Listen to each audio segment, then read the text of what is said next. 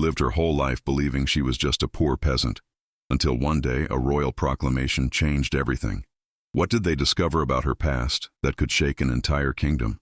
Thank you so much for watching and for all your comments. Let me know at the end if you liked the story and where you're watching from and why you're following this. The morning mist clung to the earth like a shroud of forgotten memories as Rosalind trudged through the muddy path that led from her modest cottage to the village square. Her feet, wrapped in worn leather boots that had seen far better days, splashed through puddles left by the previous night's rain. The hem of her simple woolen dress, dyed a faded brown from countless washings, dragged slightly in the mud despite her efforts to lift it. Over her shoulders she wore a threadbare cloak of rough-spun wool, its original dark gray color now mottled with patches of lighter fabric where repairs had been made over the years. Her long chestnut hair, thick and lustrous despite her humble circumstances, was braided simply and tucked beneath a linen cap that had once been white, but was now a dingy cream color from years of use and washing. Rosalind's face was striking in its beauty, with high cheekbones that caught the early morning light, full lips that seemed perpetually on the verge of a gentle smile, and eyes the color of deep amber that sparkled with an intelligence and warmth that drew people to her. At 22 years of age, she possessed a grace and bearing that seemed incongruous with her station as a peasant woman working the fields and selling herbs in the village market. There was something about the way she carried herself, the straightness of her spine, the deliberate precision of her movements, that suggested a refinement she had no right to possess given her lowly birth. She carried a woven basket filled with bundles of dried lavender, rosemary, and thyme that she had cultivated in the small garden behind her cottage. The herbs represented her only source of income beyond the occasional work she found helping other villagers with their harvests or mending their clothes. Her adoptive mother, old Martha, had passed away 3 winters ago, leaving Rosalind alone in the world with nothing but the cottage, the garden, and the mysterious circumstances of her arrival in Martha's life 22 years prior. The village of Thornwood lay nestled in a valley in the heart of medieval England, surrounded by dense forests of oak and ash that seemed to press in on the settlement from all sides. The village itself consisted of perhaps 40 cottages, a blacksmith's forge, a small chapel with a thatched roof, and a market square where villagers gathered each week to trade goods and exchange news. Beyond the village, the land belonged to Lord Edmund of Thornwood, a minor nobleman whose manor house sat atop a hill overlooking the valley, its stone walls and narrow windows a constant reminder of the feudal order that governed their lives. As Rosalind approached the market square, she noticed an unusual commotion near the chapel. A crowd had gathered, their voices rising in excited whispers and speculation. She quickened her pace, curiosity overcoming her usual reserve, and pushed her way gently through the assembled villagers until she could see what had captured their attention. A proclamation had been nailed to the chapel door, its parchment crisp and new, the seal of the king clearly visible in red wax at the bottom. The village priest, Father Bernard, stood before it, reading aloud in his reedy voice to those villagers who could not read for themselves. By order of His Majesty King Richard of England, Father Bernard intoned, his voice carrying across the square, let it be known that a great celebration shall be held at the royal palace in Winchester 3 weeks hence. All subjects of the realm, regardless of birth or station, are invited to attend the festivities marking the 25th year of His Majesty's reign. Furthermore, His Majesty seeks to right old wrongs and heal wounds of the past. Any person with knowledge of Princess Eleanor, daughter of King Richard and Queen Isabella, who disappeared 22 years ago as an infant, is commanded to come forward. A reward of 100 gold sovereigns shall be paid to any person who provides information leading to the discovery of Her Royal Highness. A murmur rippled through the crowd like wind through wheat. Rosalind felt a strange sensation in her chest, a tightening that made it difficult to breathe. 22 years ago, the same age as herself. She had always known that Martha had not been her birth mother, though the old woman had loved her as fiercely as any mother could. But Martha had refused to speak of where Rosalind had come from, claiming only that she had been entrusted with the baby's care and sworn to secrecy. Imagine, whispered Agnes, the baker's wife, standing next to Rosalind. The king's own daughter, lost all these years. They say she was stolen from the palace nursery by enemies of the crown, though some whisper it was to protect her from a plot against the royal family. 100 gold sovereigns, breathed Thomas the miller, his eyes wide with avarice. A man could live like a lord on such a sum. Rosalind clutched her basket tighter, her mind racing. Could it be possible? Could she be connected somehow to this missing princess? She thought of the few possessions Martha had left her, the cottage, a few pieces of simple furniture, and a small wooden box that Martha had made her promise never to open until the time was right. Martha had been delirious with fever in her final days, speaking of secrets and dangers, of promises made and burdens carried. Rosalind had attributed it to the ravings of illness, but now she wondered. As the crowd began to disperse, still buzzing with speculation and excitement about the upcoming celebration, Rosalind made her way to her usual spot in the market square and laid out her herbs for sale. But her thoughts were far away, circling around questions she had never dared to ask while Martha lived. Who had her mother been? Why had she been given to a peasant woman to raise? And what was in that wooden box that Martha had guarded so carefully? The morning passed slowly, with few customers stopping to purchase her wares. Most of the villagers were too excited about the king's proclamation to think about buying herbs. As the sun climbed higher in the sky, burning away the morning mist and warming the air, Rosalind found herself studying the faces of the other villagers, wondering if any of them knew more than they let on about her origins. It was near midday when a commotion at the edge of the square drew everyone's attention. A group of riders had entered the village, their horses' hooves clattering on the cobblestones. At the front rode a man who immediately commanded attention, not through ostentation or display, but through the sheer force of his presence. He was tall and powerfully built, with broad shoulders that strained against the fine wool of his dark blue tunic. Over this he wore a leather jerkin tooled with intricate designs and a heavy cloak of deep forest green lined with fur that marked him as a man of considerable means. His hair was dark as a raven's wing, slightly longer than was fashionable, and fell across his forehead in a way that softened the harsh angles of his face. But it was his eyes that captured Rosalind's attention. They were a striking gray, like storm clouds, and they swept across the market square with an intensity that suggested he missed nothing. This was clearly a man accustomed to command, yet he wore no obvious symbols of nobility beyond the quality of his clothing and the fine destrier he rode. At his side hung a sword in a leather scabbard, the pommel wrapped in dark leather, practical rather than ornamental. Behind him rode 6 men-at-arms, similarly dressed in practical traveling clothes of leather and wool, their weapons close at hand but not drawn. The rider dismounted with fluid grace, his boots striking the ground firmly. He was perhaps 28 or 30 years of age, Rosalind estimated, with the bearing of a warrior and the assurance of a man who had seen much of the world. He approached Father Bernard, who had emerged from the chapel at the sound of the horses. "Good day, Father," the man said, his voice deep and resonant, carrying easily across the square. "I am Sir Marcus of Ravenswood, commander of the King's Guard. I travel on His Majesty's business, seeking information about the lost princess. I would speak with Lord Edmund and any others who might have knowledge of events from 22 years past." Father Bernard bowed respectfully. "Welcome to Thornwood, Sir Marcus. Lord Edmund is at his manor, of course. I shall send word of your arrival immediately. In the meantime, perhaps you and your men would care for some refreshment after your journey."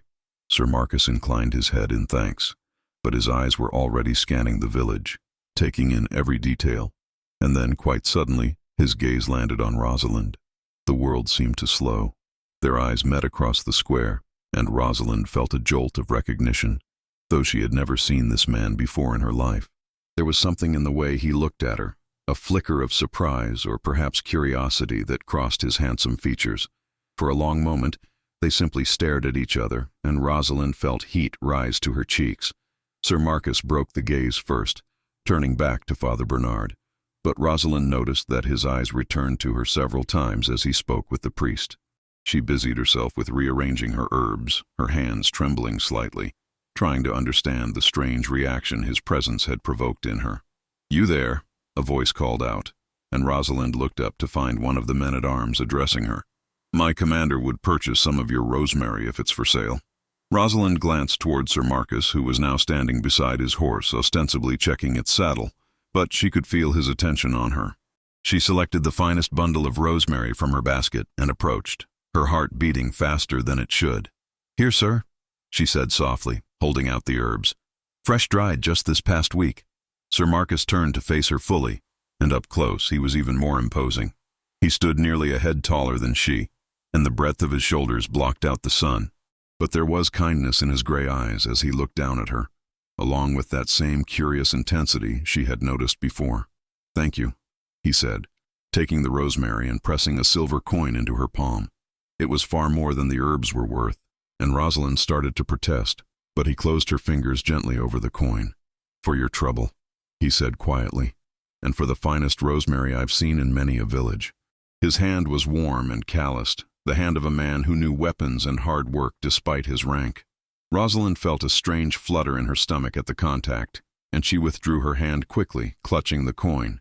"You're most generous, Sir Marcus," she managed to say, her voice barely above a whisper. "Tell me," he said, his voice dropping lower so that only she could hear, "have you lived in this village all your life?" The question was casual, but something in his tone suggested it was anything but. Rosalind hesitated, uncertain how to answer. Before she could respond, Lord Edmund arrived on horseback, accompanied by several of his household knights, and Sir Marcus's attention was drawn away.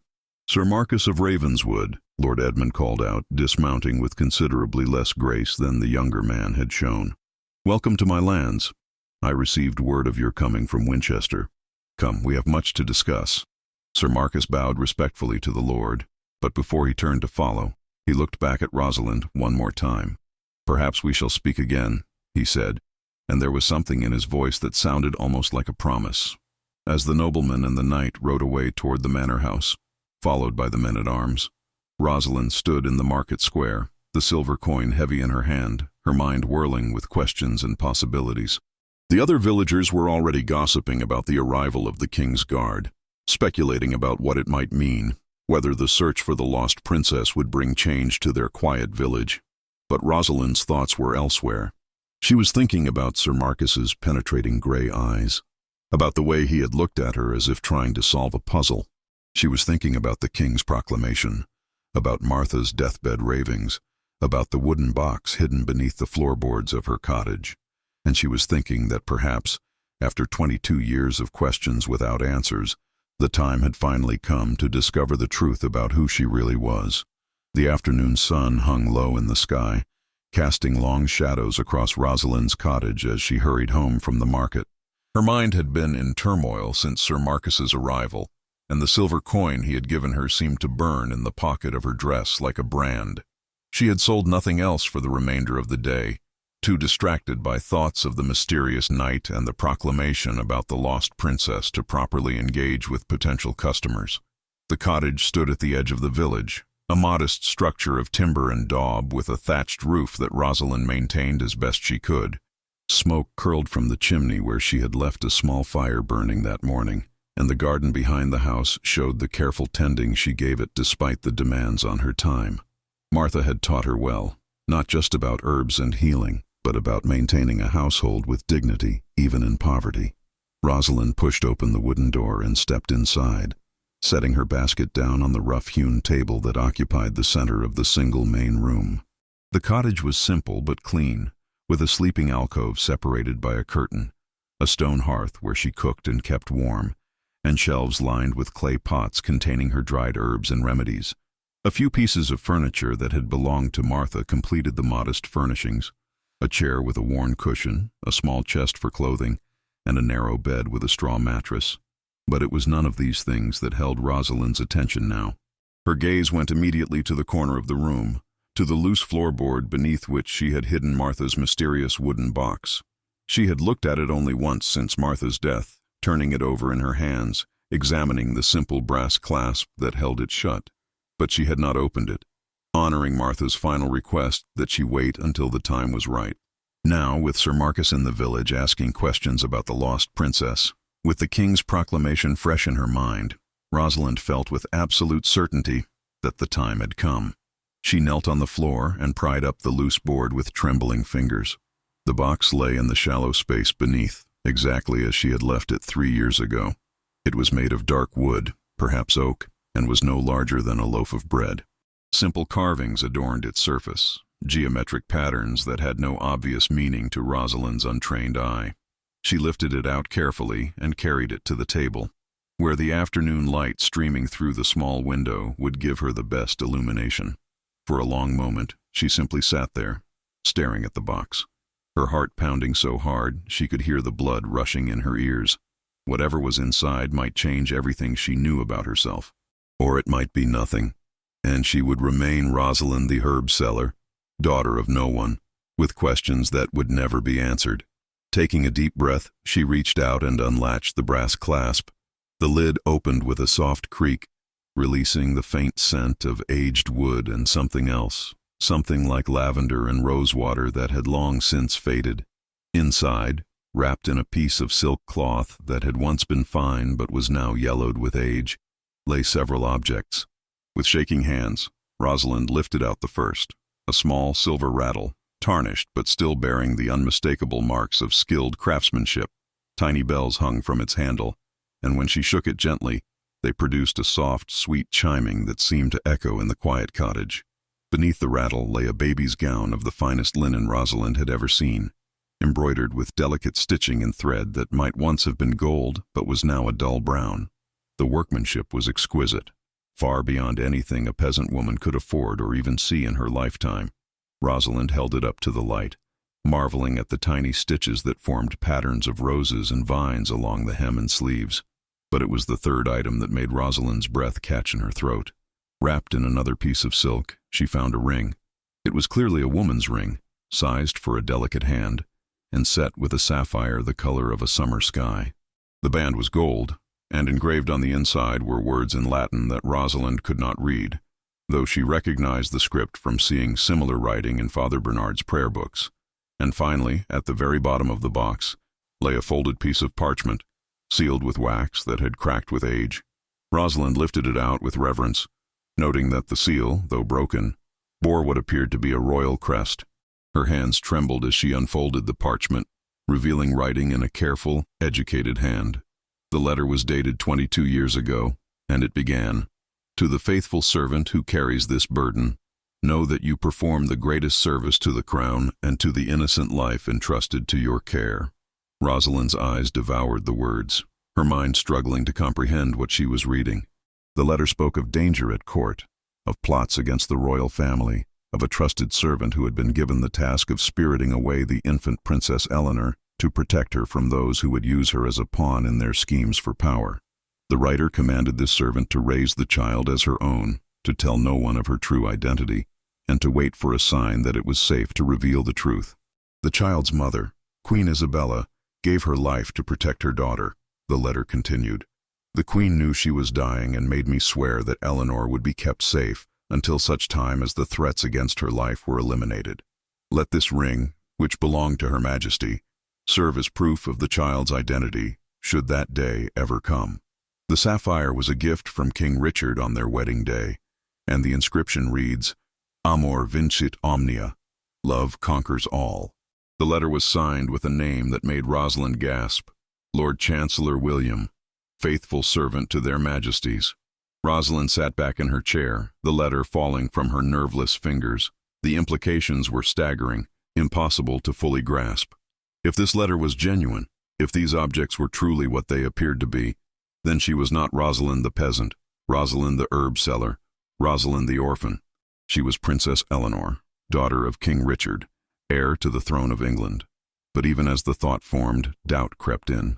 How could she be certain? The letter could be a forgery. The objects, stolen goods that Martha had somehow acquired. Perhaps Martha herself had been deceived, given these things by someone who wished to hide them, or who had played some cruel joke. And even if it were all true, what could she do with this knowledge? Who would believe a peasant woman who claimed to be a princess? The sound of horses' hooves outside her cottage startled Rosalind from her reverie. She quickly gathered the objects, intending to return them to the box and hide them again. But before she could do so, there came a firm knock at her door. "Mistress Rosalind?"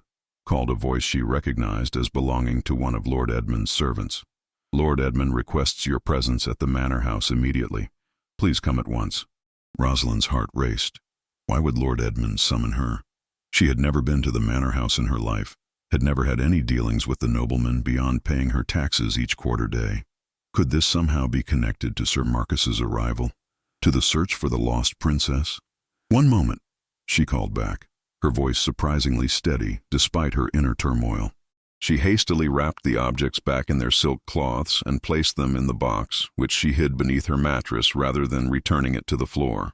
Then she smoothed her hair, straightened her dress as best she could, and wrapped her threadbare cloak around her shoulders.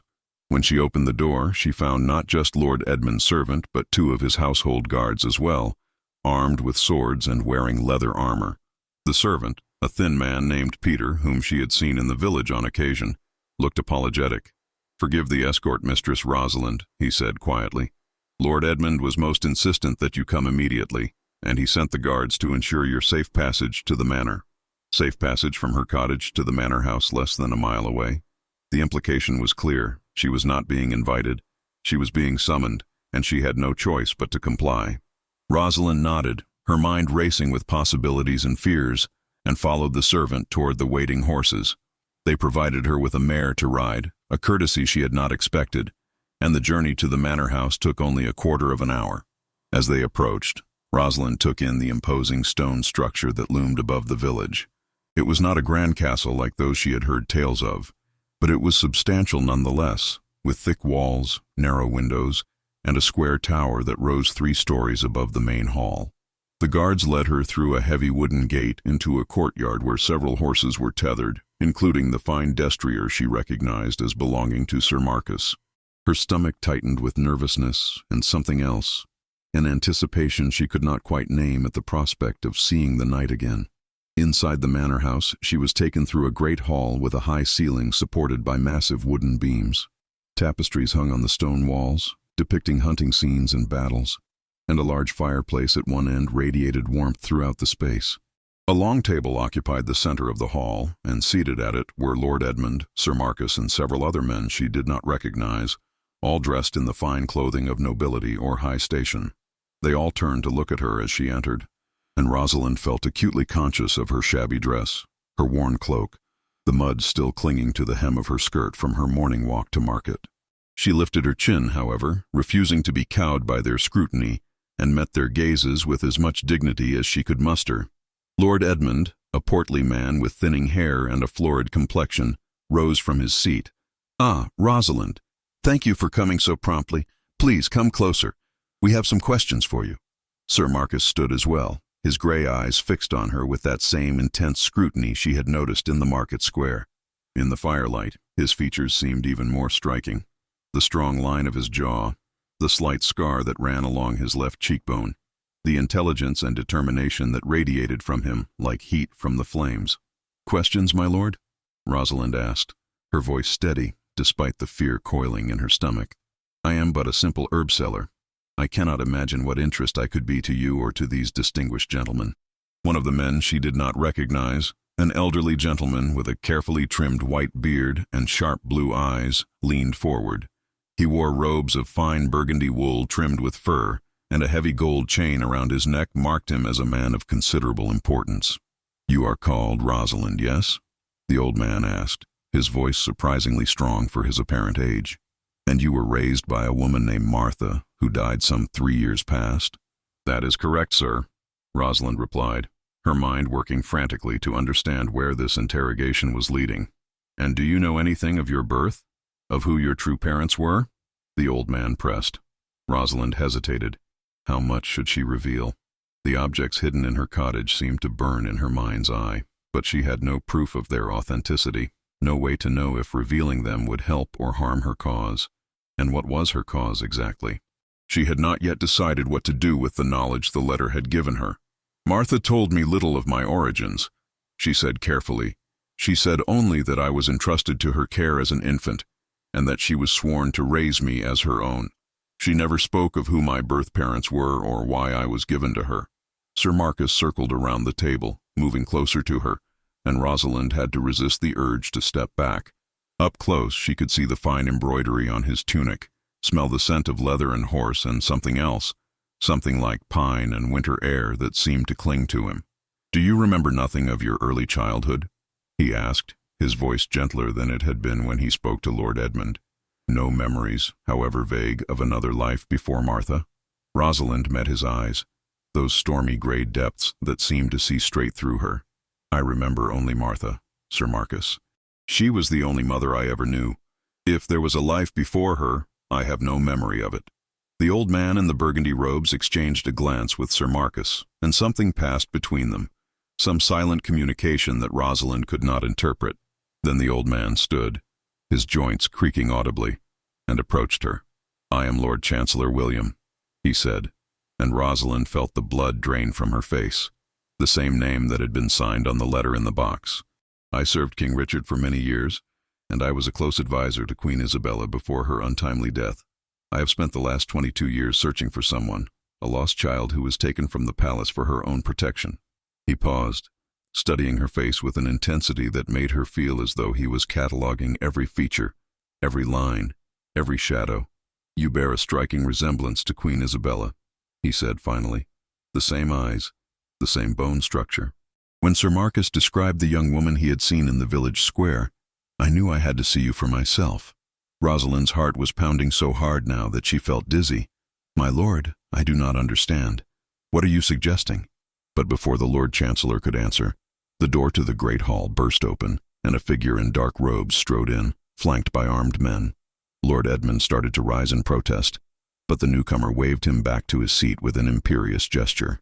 "So," the man said, his voice cold and sharp as a blade, "the rumors are true. You have found the girl." The man who had burst into the hall wore robes of black wool trimmed with silver thread, and a heavy chain of office hung around his neck. His face was thin and angular, with a hooked nose and eyes that gleamed with a predatory intelligence. He was perhaps 50 years of age, his dark hair liberally streaked with gray, and he carried himself with the arrogance of one accustomed to wielding power without question. Sir Marcus's hand went immediately to the sword at his hip, and the other men in the hall rose from their seats, tension crackling through the air like lightning before a storm. Lord Edmund looked torn between indignation at the intrusion and fear of the intruder, his florid face growing even redder. "Lord Percival," Lord Chancellor William said, his voice carefully neutral, though Rosalind could see the muscles in his jaw tighten. "This is an unexpected visit. I was not aware that you had left Winchester." Lord Percival smiled, but there was no warmth in the expression. "Did you truly think you could conduct your little investigation without my knowledge, William? I have eyes and ears throughout the kingdom. When the King's Guard rode out in secret, when you yourself left the capital without announcement, I knew something significant was afoot." He turned his gaze to Rosalind, and she felt a chill run down her spine at the coldness she saw there. It was the look of a man evaluating a piece in a game, calculating its worth and how best to use or dispose of it. "So this is the girl you believe to be the lost princess," Lord Percival said, circling around her slowly, studying her from every angle. "I must admit, there is a resemblance to the late queen, but resemblance alone proves nothing. How many peasant girls throughout England might share similar features? It would be the height of folly to make claims based on nothing more than the structure of a face." Sir Marcus stepped forward, positioning himself subtly between Rosalind and Lord Percival. "The Lord Chancellor's expertise in such matters is beyond question, Lord Percival. If he believes further investigation is warranted, then that is sufficient reason to proceed." "Is it indeed?" Lord Percival's voice dripped with disdain. "And who are you to speak on matters of state, Sir Marcus? You are a soldier, nothing more. A useful tool for the king, no doubt, but hardly qualified to make determinations about the succession to the throne."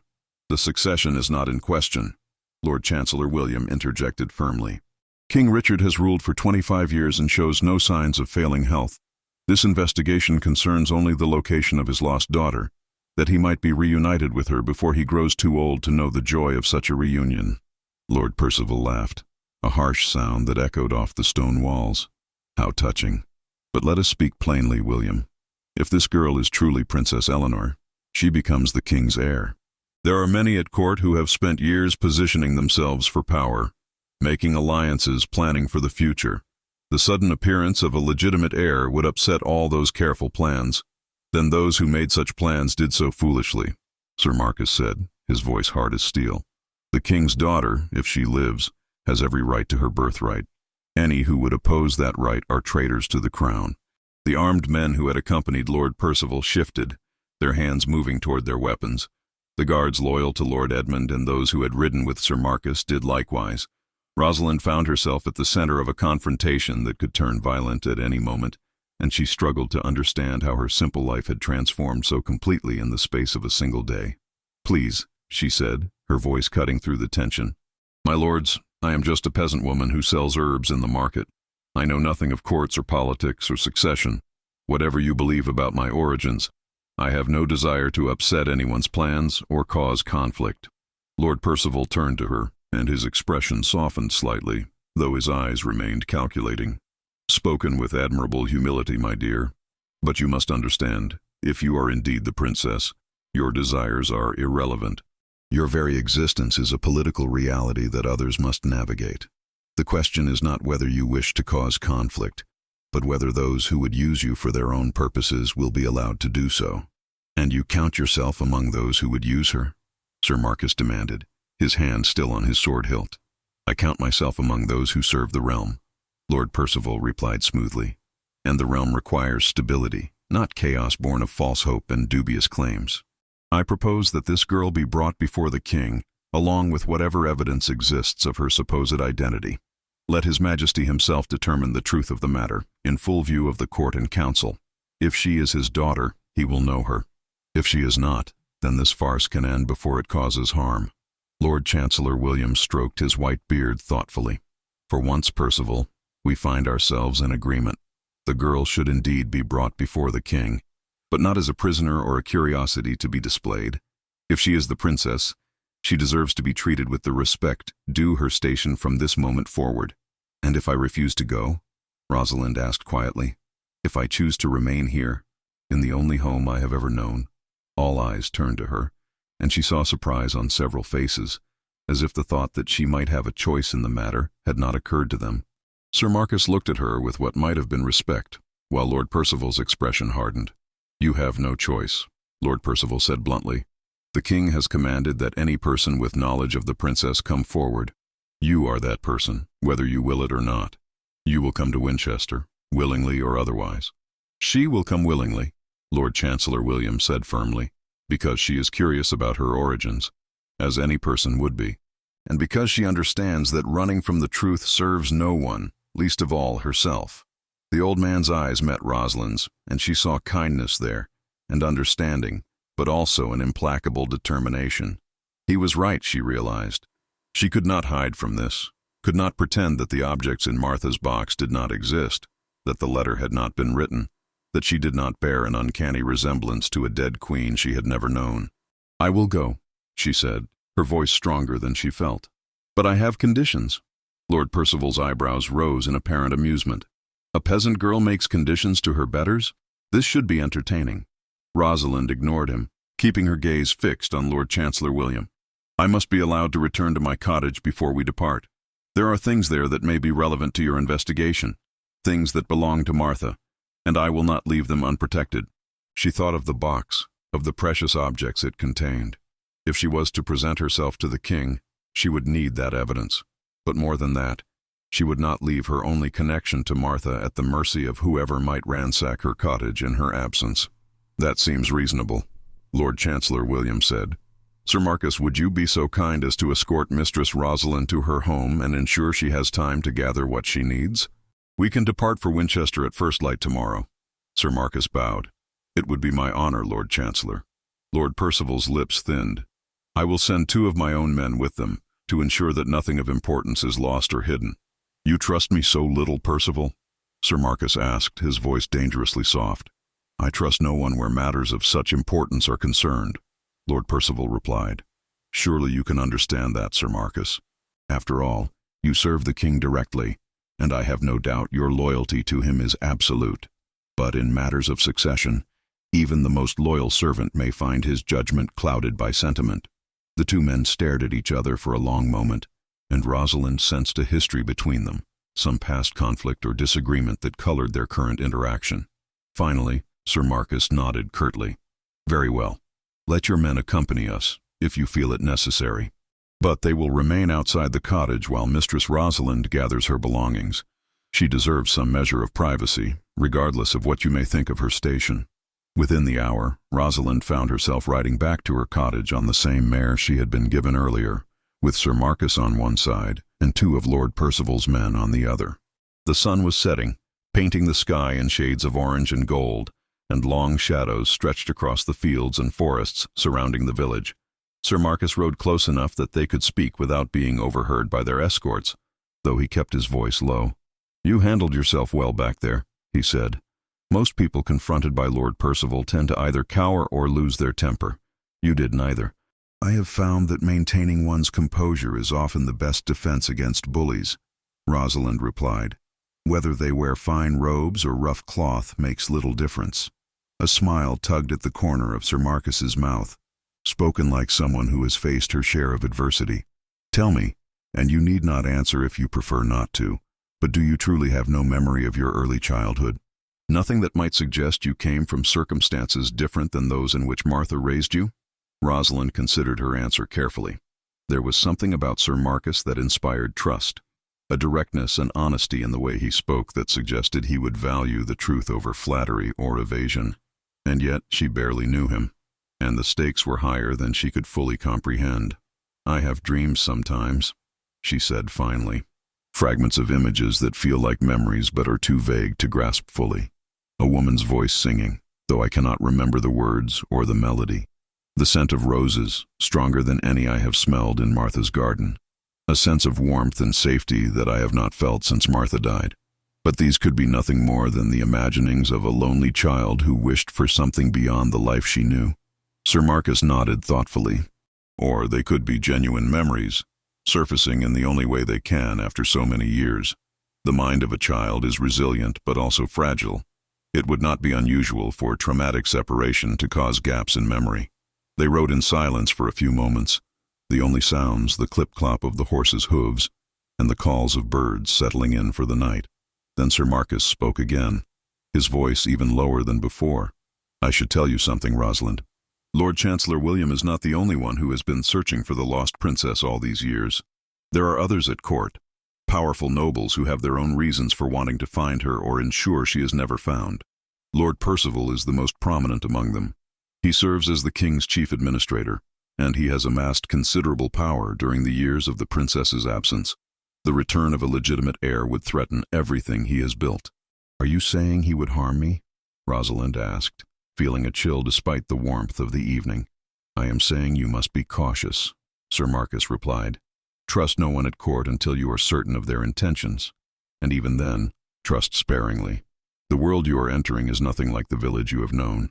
At court, a smile can hide a knife, and the most eloquent words may be the most dangerous lies." "And should I trust you, Sir Marcus?" Rosalind asked, turning to look at him directly. His gray eyes met hers, and in them she saw something that made her breath catch. There was attraction there, she realized with a start, and not just on her side. The way he looked at her held an intensity that went beyond mere duty or professional interest. "I hope you will come to trust me," he said quietly. "I swear to you on my honor as a knight that I will do everything in my power to protect you and ensure that the truth, whatever it may be, comes to light. You have my word." There was such sincerity in his voice, such conviction, that Rosalind found herself believing him despite her natural caution. She nodded, acknowledging his vow, and they continued the rest of the journey in companionable silence. When they reached her cottage, Sir Marcus dismounted first and helped her down from her mare, his hands strong and steady at her waist. For a moment, they stood close together, and Rosalind was acutely aware of his height, his strength, the way his presence seemed to fill the space around them. Then he stepped back, releasing her, though his eyes lingered on her face. "Take what time you need," he said. "I will ensure no one disturbs you." Rosalind entered her cottage and immediately went to her bed, pulling out the wooden box from beneath the mattress. She stared at it for a long moment, then made her decision. She would bring it with her to Winchester, would show the Lord Chancellor and, if necessary, the king himself. But first, she wanted to examine the objects one more time in the privacy of her home. She spread the silk cloths on her table and laid out the rattle, the baby's gown, and the ring. In the fading light, the sapphire seemed to glow with an inner fire, and Rosalind slipped it onto her finger. It fit perfectly, as if it had been made for her hand. She turned it slowly, watching how the light played across the facets of the stone, and tried to imagine the woman who had worn it before her, Queen Isabella, who had died protecting her daughter, who had given up her life so that Rosalind might live. If the letter was true, if she was truly this lost princess, then everything she knew about herself was a lie. Or not a lie exactly, but an incomplete truth. She was Rosalind, the herb seller, daughter of Martha in all the ways that mattered. But she was also Eleanor, Princess of England, daughter of a king and a queen who had loved her enough to send her away. A knock at the door startled her from her reverie. "Rosalind?" Sir Marcus's voice called. "Forgive the intrusion, but it grows dark, and we should return to the manor soon. Lord Edmund has offered to host us all for the night, and we have a long journey ahead tomorrow." "One moment," Rosalind called back. She quickly gathered the objects and placed them back in the box, then wrapped the box itself in a spare blanket to protect it during travel. She also packed a change of clothing, her few personal possessions, and a small purse containing what little money she had saved. When she emerged from the cottage, she found Sir Marcus waiting alone, his two escorts having retreated to a respectful distance. He looked at the bundle in her arms and gestured to his horse. "May I carry that for you?" he asked. Rosalind hesitated, then shook her head. "Thank you, but I prefer to keep it with me. These are the only things of value I possess." Understanding flickered in his eyes, and he nodded. "Then let me at least help you mount. The hour grows late, and I would have you safe within Lord Edmund's walls before full darkness falls." The journey to Winchester took 5 days of hard riding, though Lord Chancellor William had insisted they maintain a pace that would not overtax Rosalind, who was unaccustomed to spending long hours in the saddle. Each night they stopped at manor houses or abbeys along the way, where the Lord Chancellor's authority and Sir Marcus's reputation ensured they received hospitality befitting travelers on the king's business. Rosalind had never ventured more than a few miles from Thornwood in her entire life, and the world that unfolded before her as they traveled seemed impossibly vast and varied. They passed through dense forests where ancient oaks stretched their branches overhead like cathedral arches, crossed rivers on stone bridges that had stood for centuries, and rode through villages both smaller and larger than her own. The spring countryside was alive with new growth, fields planted with crops that would feed the kingdom through the coming year, and everywhere she looked, Rosalind saw people going about their daily lives, unaware that a lost princess might be passing through their midst. Sir Marcus rode beside her for much of the journey, pointing out landmarks and telling her stories about the places they passed. He spoke of battles fought on certain fields, of ancient ruins that predated even the Roman occupation, of the history that had shaped the land they traveled through. Rosalind found herself drawn to his knowledge and the passion with which he spoke of England's past. But even more, she was drawn to the man himself. As the days passed, she learned more about him through their conversations. He was the youngest son of a minor noble family from the north, with 3 older brothers who had inherited their father's lands and titles. With no inheritance of his own, Marcus had chosen the path of a warrior, distinguishing himself in tournaments and in service to the crown until King Richard had named him to the King's Guard. He had served the king for 7 years, rising to command the elite company of knights sworn to protect the monarch's life. "Do you never wish for lands of your own?" Rosalind asked him on the 3rd day, as they rode through a particularly beautiful valley where sheep grazed on rolling hills. "A manor house, a family, the life your brothers have?" Sir Marcus was quiet for a moment, his eyes on the horizon. "I thought I did once," he said finally, "but I have found purpose in service to the king, and that has been enough. As for family, well, a knight of the King's Guard can marry, but it is difficult. The duty requires us to be always at the king's side, ready to ride or fight at a moment's notice. It would be unfair to ask a woman to accept such a life." There was something in his tone, a note of regret perhaps, that made Rosalind wonder if he had once loved someone who could not accept those terms. But before she could ask, Lord Percival, who had been riding ahead with his own men, dropped back to join them. "How touching," Lord Percival said, his voice dripping with false sweetness. "The knight and the peasant girl, sharing confidences like old friends. Tell me, Sir Marcus, does the king know that you have developed such a personal interest in this investigation?" Sir Marcus's jaw tightened, but his voice remained level. "I am performing my duty, Lord Percival, as commanded by His Majesty. If you have concerns about how I execute that duty, you are welcome to raise them with the king himself when we reach Winchester." "Oh, I intend to," Lord Percival assured him. "I intend to raise many concerns with His Majesty. not least of which is the wisdom of parading this girl before the court based on nothing more than a resemblance and the word of an old man whose faculties may no longer be what they once were. Lord Chancellor William, who had also dropped back to join the conversation, fixed Lord Percival with a steely gaze. My faculties are quite sound, Percival, as you will discover if you continue to question them. I have served 3 kings in my lifetime, and I have forgotten more about statecraft than you will ever learn. If I say this girl deserves investigation as the possible heir to the throne, then that investigation will proceed, with or without your approval.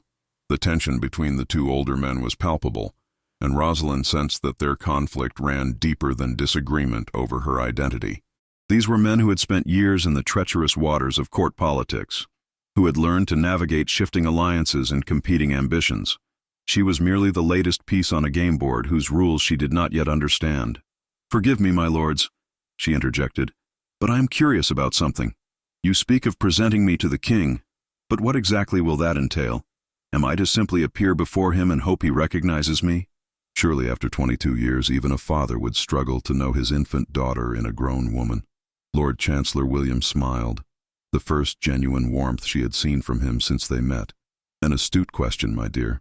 No, the presentation will be more formal than that. The king has assembled his full court for the celebration of his 25th year on the throne. Nobles from across the kingdom have gathered in Winchester, along with representatives from foreign courts. It will be a grand spectacle, and yes, you will be presented before them all." Rosalind felt her stomach clench with anxiety. "Before the entire court? But why?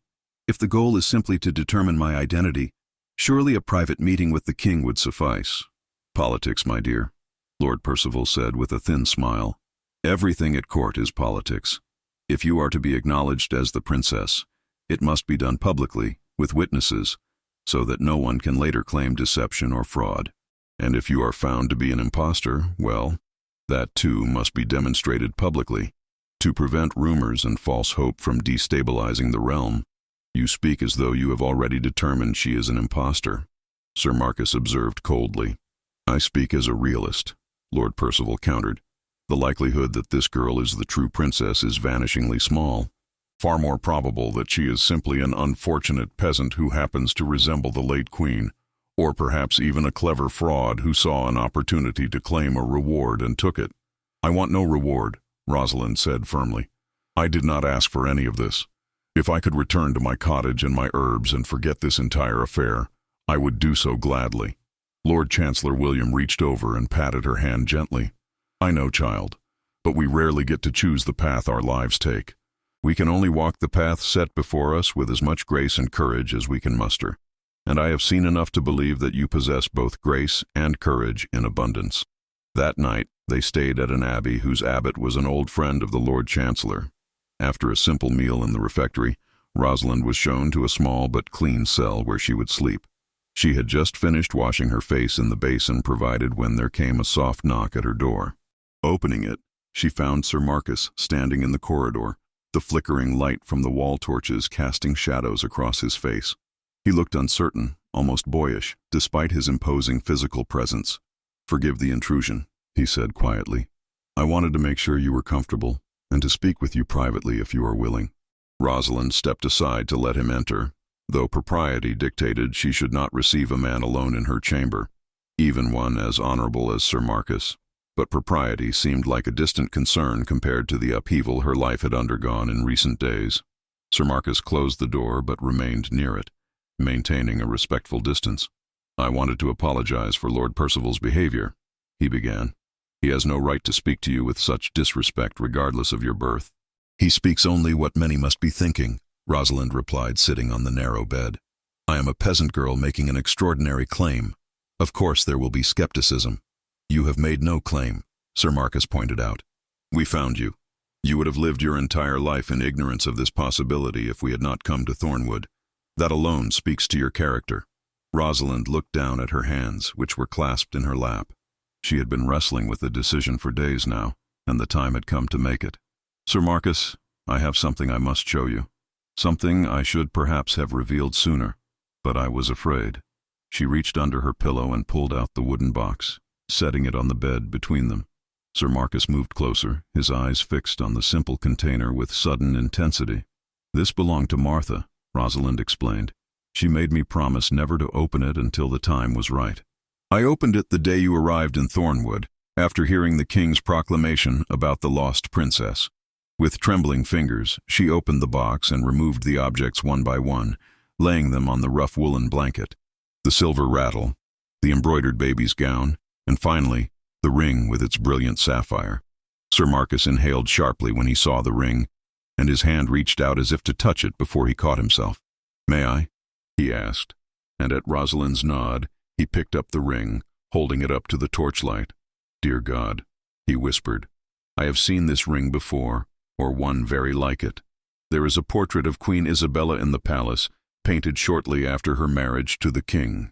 She wears this ring in the portrait." He turned the ring over, examining the inscription inside the band. "Amor vincit omnia," he read aloud. "Love conquers all." It was the king's motto for the queen, a phrase he had inscribed on many gifts he gave her. Rosalind pulled out the letter, now worn from her many readings of it, and handed it to Sir Marcus. He read it slowly, his expression growing more serious with each line. When he finished, he looked at her with an expression she could not quite interpret. "This letter is signed by Lord Chancellor William," he said. "Do you understand what this means? If this is genuine, and I have no reason to doubt it, then you are indeed Princess Eleanor. The evidence is compelling, perhaps even conclusive. But how can we be certain the letter is genuine?" Rosalind asked. "Lord Percival is right to be skeptical. These objects could have been stolen, the letter forged. Without proof of their provenance, they prove nothing." Sir Marcus set the letter down carefully and took both of Rosalind's hands in his own, a gesture so intimate and unexpected that she felt heat rise to her cheeks. His hands were warm and strong, calloused from years of sword work, and the touch sent a shiver through her that had nothing to do with the cool night air. "Listen to me carefully," he said, his gray eyes locked on hers with an intensity that made her breath catch. "Whether or not you are the princess, whether or not the court accepts you, you are a remarkable woman. In the few days I have known you, I have seen strength, intelligence, and a kindness that is rare in any station of life. Whatever happens in Winchester, whatever the king decides, I want you to know that I will stand by you." "Why?" Rosalind whispered. "Why would you make such a promise to someone you barely know?"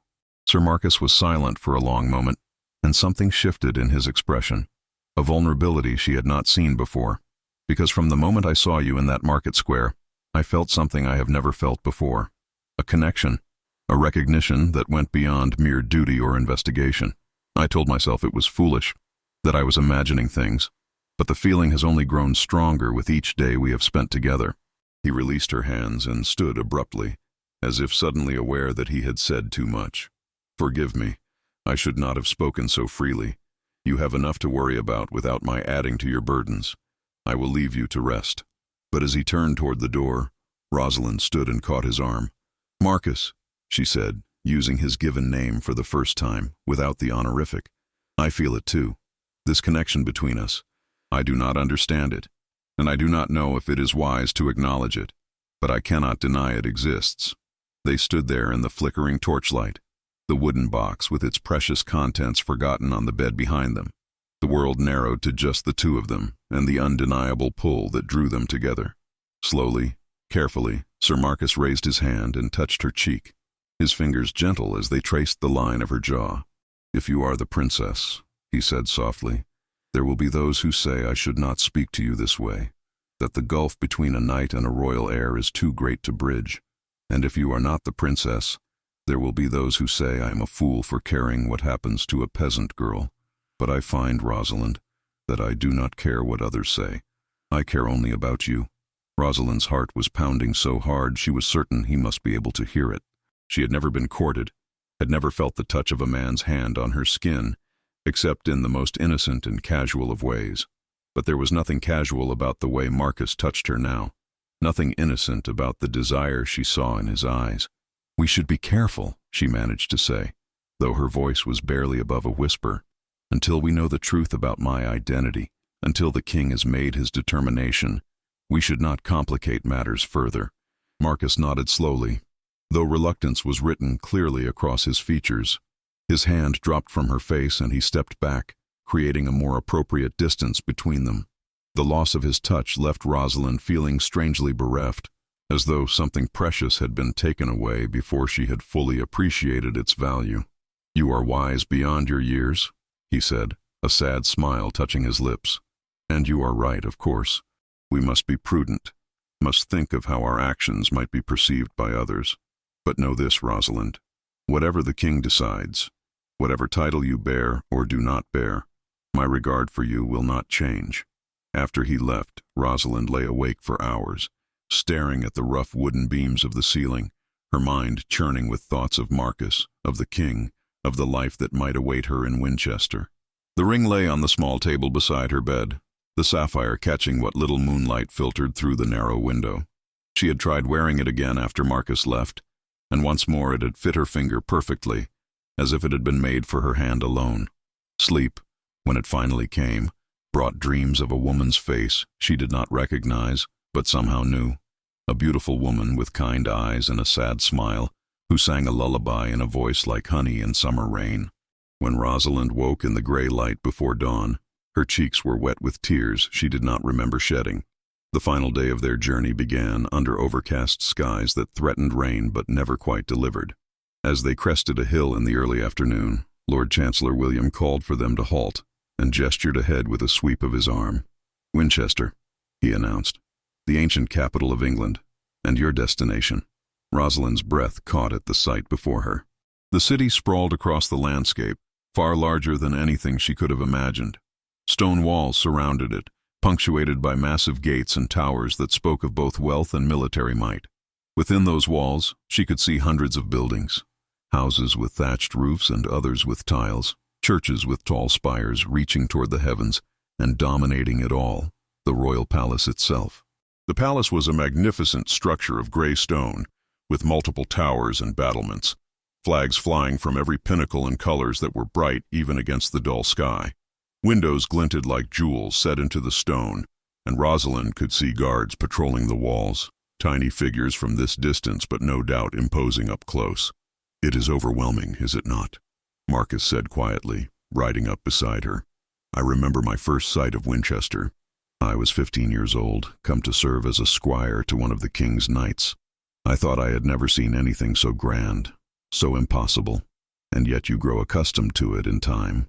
"I cannot imagine growing accustomed to such a place," Rosalind murmured. "It seems like something from a dream, or a tale told to children." Lord Percival, overhearing their conversation, laughed mockingly. "Wait until you see the interior of the palace, girl. The great hall alone could hold your entire village 3 times over. You will be like a mouse in a granary, scurrying about and trying not to be stepped on." Rosalind lifted her chin, refusing to let his words diminish her. "Then I shall endeavor to be a quick and clever mouse, my lord. I have survived 22 years in circumstances you likely cannot imagine. I suspect I shall manage to survive Winchester as well."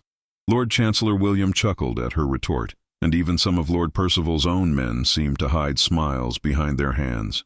Lord Percival's expression darkened, but he said nothing more, spurring his horse forward toward the city gates. Their entry into Winchester created something of a stir. Lord Chancellor William was well known, as was Sir Marcus, and their arrival with an escort of armed men and a mysterious young woman prompted much speculation among the citizens who lined the streets to watch them pass.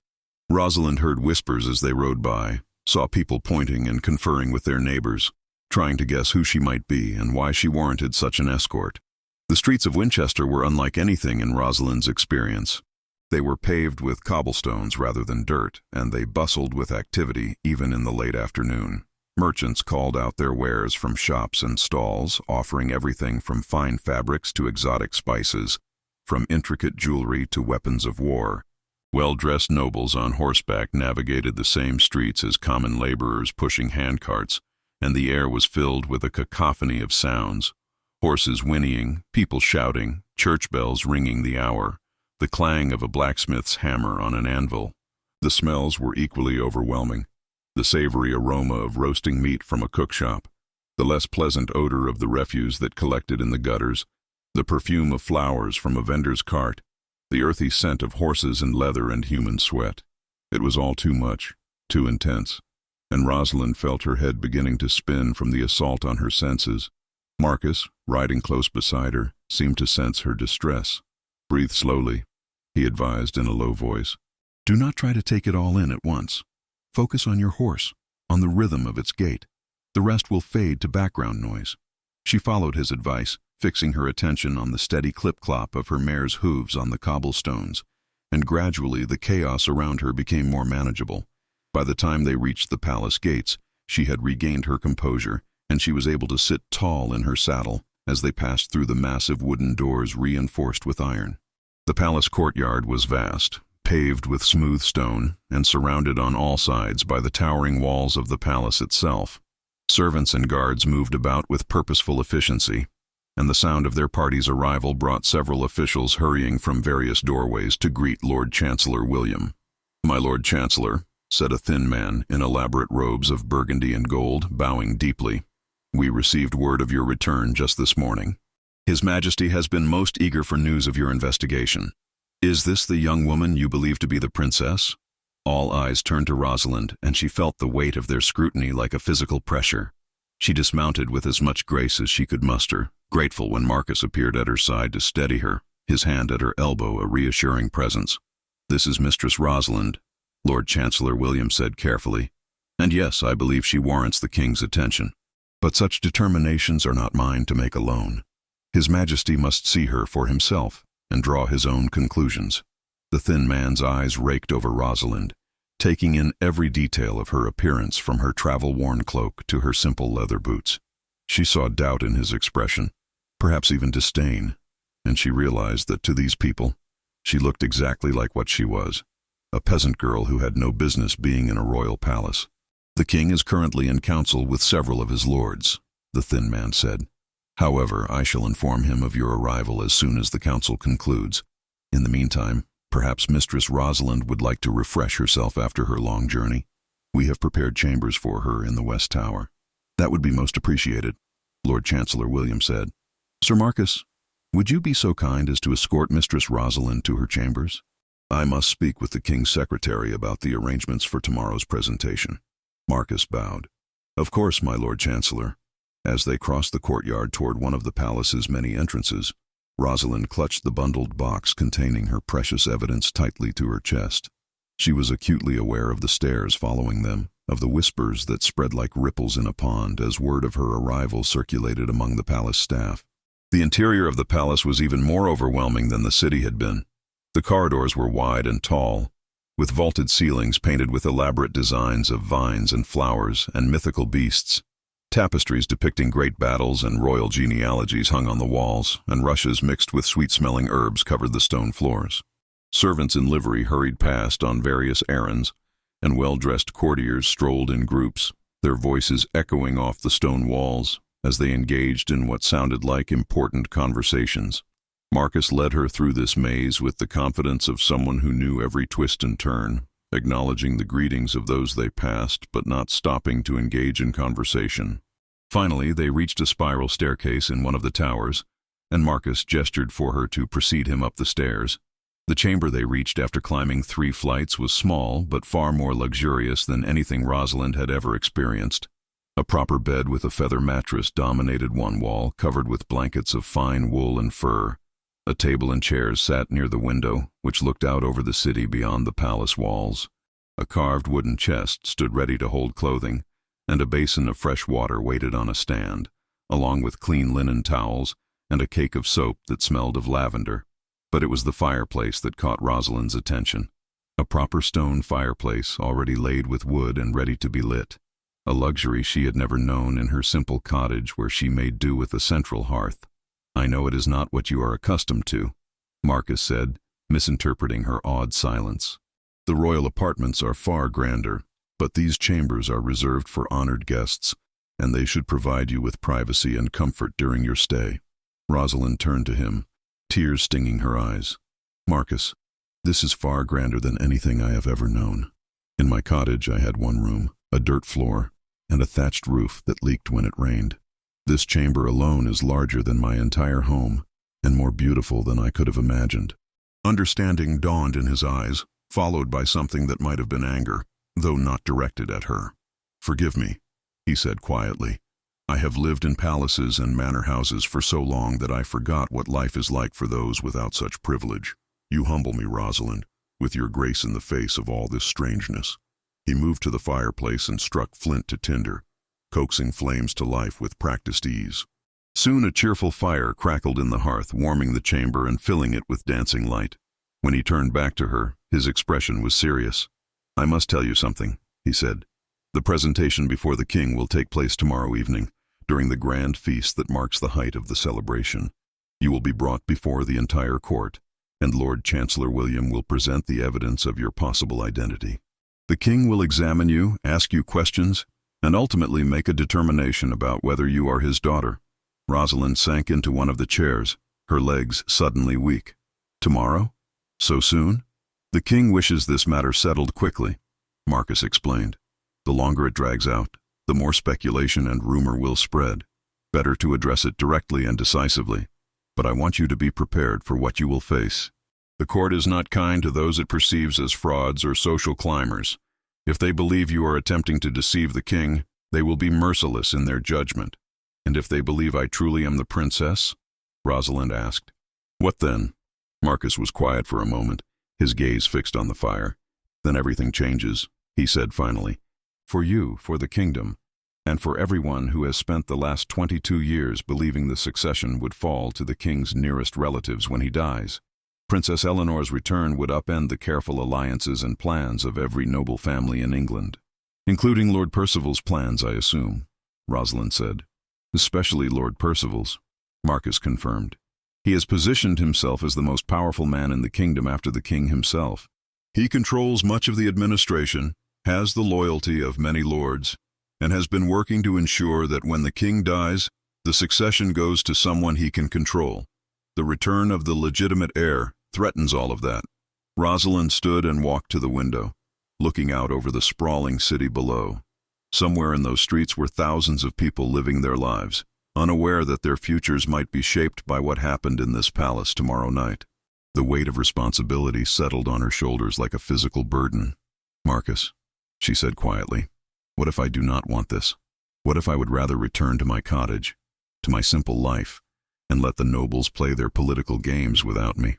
She heard him cross the room to stand behind her, close enough that she could feel the heat of his body, though he did not touch her. "Is that truly what you want?" he asked gently. "To live your life always wondering who you might have been, what you might have meant to a father who lost you? To hide from the truth because it is difficult or frightening?" Rosalind turned to face him, and found him closer than she had realized. His gray eyes searched hers, looking for something, and what he saw there seemed to satisfy him, because he reached out and took her hand, threading his fingers through hers. "I cannot tell you what to do," he said. "This choice is yours alone to make, but I can tell you that I have seen true courage in you these past days, a strength of character that many nobles lack despite their fine clothes and ancient bloodlines. Whatever you decide, I will support you, but I hope you will choose to face tomorrow with the same courage you have shown thus far." The touch of his hand, the warmth in his voice, the absolute conviction in his eyes that she was worth believing in, all of it combined to steady Rosalind's nerves and strengthen her resolve. She squeezed his hand gently. "I will face tomorrow," she said, "not because I desire power or position, but because I owe it to Martha, who kept me safe all those years. I owe it to the woman in my dreams who might be my mother, and I owe it to myself, to finally learn the truth of who I am." Marcus smiled, and the expression transformed his usually serious face, making him look younger and somehow more vulnerable. "That is the Rosalind I have come to know," he said. "Brave and true, regardless of what title you may or may not claim." A knock at the door interrupted the moment, and Marcus reluctantly released Rosalind's hand, stepping back to a more proper distance. At her call to enter, the door opened to reveal two women in the livery of palace servants, each carrying bundles of fabric in their arms. The older of the two, a handsome woman of perhaps 40 years with graying hair tucked beneath a white cap, curtsied respectfully. "Begging your pardon, mistress, but Lord Chancellor William sent us to attend to you. I am Marjorie, head of the palace seamstresses, and this is Alice, my assistant. We have been instructed to provide you with suitable attire for tomorrow's presentation before the king." Rosalind glanced down at her simple woolen dress, stained from days of travel and patched in several places where the fabric had worn thin. She had known, of course, that she could not appear before the king dressed as a peasant, but the reality of being transformed into something she was not filled her with trepidation. "I will leave you to their ministrations," Marcus said, bowing formally to Rosalind. "If you have need of anything, send word through the servants. I will be in the guards' quarters in the east wing." He paused at the door, looking back at her with an expression that conveyed both encouragement and something deeper, something that made her heart skip a beat. Then he was gone, and Rosalind was alone with the two seamstresses. Marjorie wasted no time in getting to work. She circled around Rosalind, studying her from every angle with the critical eye of someone who had dressed nobility for decades. "Good bone structure," she muttered to herself. "Fine features, lovely hair. The coloring will work well with blues and greens, I think. And she has the bearing already, have you noticed, Alice? The way she holds herself, even in those rags." "I do see it, Marjorie," Alice agreed, a younger woman with kind eyes and quick hands that were already unpacking the bundles they had brought. Like she was born to better things and simply forgot for a time. Rosalind felt a flush of embarrassment at being discussed as though she were not present, but she held her tongue, recognizing that these women were simply doing their jobs. Marjorie approached her and began taking measurements with a length of knotted cord, calling out numbers to Alice, who recorded them on a piece of parchment. "We will need to bathe you first," Marjorie announced. "Your hair especially needs attention, though I must say it is quite beautiful despite the lack of proper care. When was the last time you washed it?" "2 days ago in the stream near where we made camp," Rosalind answered, feeling defensive about her hygiene despite knowing it could not compare to palace standards. Marjorie's eyebrows rose. "In a stream? Well, we shall do better than that here. Alice, have the servants bring up the bathing tub and hot water. Plenty of it, and bring the rosewater soap and the herbal rinse for her hair." Over the next several hours, Rosalind was subjected to the most thorough bathing she had ever experienced. The wooden tub was filled with steaming water scented with rose petals and lavender, and Marjorie supervised as Alice helped Rosalind wash every inch of her body with fine milled soap that felt like silk against her skin. Her hair was washed 3 times with different preparations, each designed to bring out its natural luster and color, and then rinsed with an herbal mixture that smelled of chamomile and rosemary. When she finally emerged from the bath, wrapped in a thick towel of linen softer than anything she had ever touched, Marjorie nodded with satisfaction. "Much better. Now we can truly see what we are working with. Alice, help her into the dressing gown while I prepare the first dress." The first dress turned out to be one of several that Marjorie had brought for Rosalind to try. It was made of fine wool dyed a deep forest green, with long sleeves that ended in points over the backs of her hands, and a fitted bodice that laced up the front. The skirt fell in graceful folds to the floor, and the hem and neckline were embroidered with an intricate pattern of leaves and vines in gold thread. As Alice helped her into the dress and laced the bodice, Rosalind caught sight of herself in a polished metal mirror that hung on the wall. The transformation was startling. The woman looking back at her bore little resemblance to the peasant herb seller from Thornwood. This woman looked refined, elegant, as though she belonged in a palace surrounded by nobles. "It suits you well," Marjorie said, circling her again with that critical eye. "But I think we can do better. The green is lovely, but for the presentation, you need something that will command attention, that will make it impossible for anyone to dismiss you as a common fraud. Try the blue one, Alice." The blue dress was even more magnificent than the green. Made of silk that shimmered in the firelight, it was the color of a twilight sky, somewhere between blue and purple, depending on how the light struck it. The bodice was embroidered with delicate patterns in silver thread that caught the light like stars, and the sleeves were long and flowing, lined with fine white linen that showed at the cuffs. A belt of silver links was designed to sit at the waist, emphasizing her figure, and the neckline was cut to show her collarbones without being immodest. When Rosalind saw herself in this dress, she gasped. The color brought out the amber of her eyes and complemented her chestnut hair perfectly. The cut of the gown emphasized her natural grace, the way she carried herself with unconscious dignity.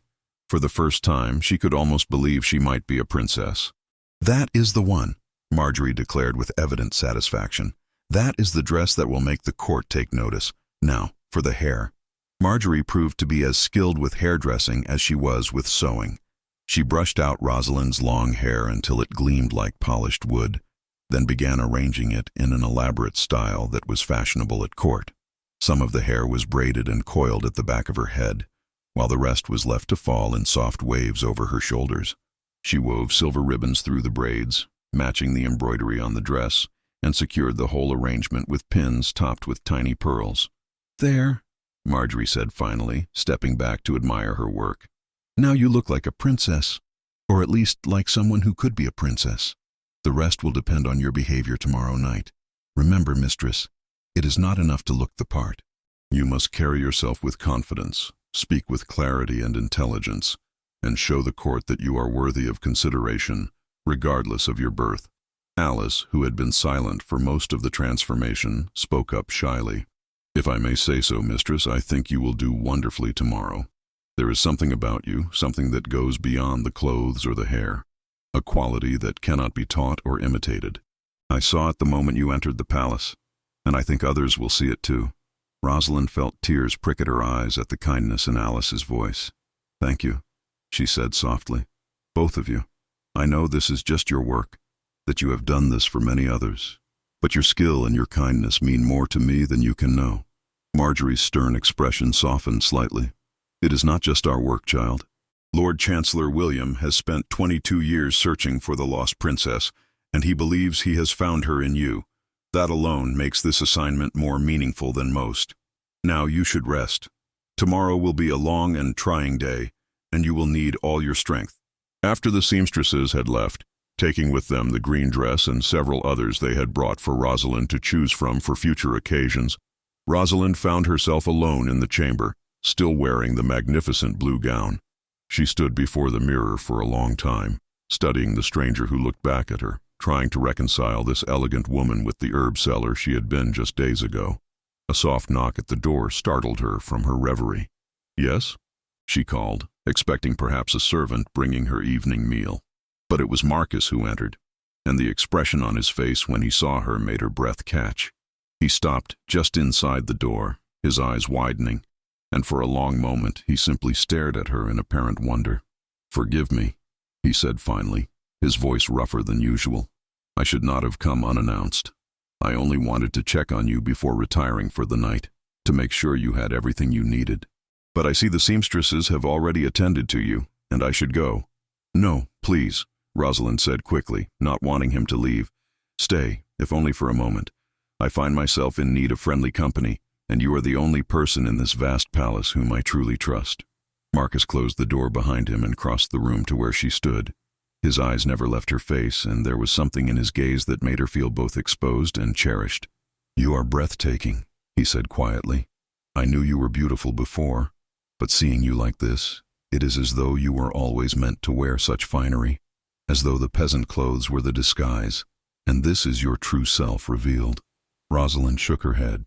"This is not my true self, Marcus. This is a costume, a role I am being asked to play. My true self is the woman who grew herbs in a garden, who knew every person in her village by name, who lived simply and asked for nothing more than a roof over her head and food on her table." "Is it?" Marcus challenged gently. "Or is your true self the woman who has adapted to every challenge thrown at her in recent days with grace and courage? The woman who stands before me now, ready to face the judgment of the most powerful court in England, not for personal gain but simply to discover the truth?" He reached out and took her hand, raising it to his lips in a gesture that was both courtly and deeply personal. The touch of his lips against her skin sent warmth flooding through her, and when he lowered her hand but did not release it, she found she could not look away from his eyes. "Rosalind," he said, and there was urgency in his voice now, a need to say something before the moment passed. "Tomorrow, when you stand before the king and the court, there are things I wish I could say to you, feelings I wish I could express, but my position as a knight of the King's Guard requires me to maintain a certain distance, a professionalism that would be compromised if I spoke my heart openly in front of the court." "Then speak it now," Rosalind whispered. "Here, where there is no one to hear but me." Marcus drew a deep breath, and when he spoke, his voice was raw with emotion. "From the moment I saw you in Thornwood, something in me recognized something in you. I told myself it was foolish, that I was imagining connections that did not exist. but I cannot deny it any longer. I have fallen in love with you, Rosalind, not with the possible princess, not with the woman in this beautiful dress, but with you, the real you, the woman who has shown me what true courage and kindness look like. Rosalind's heart soared at his words, even as her mind reminded her of all the complications such feelings would create.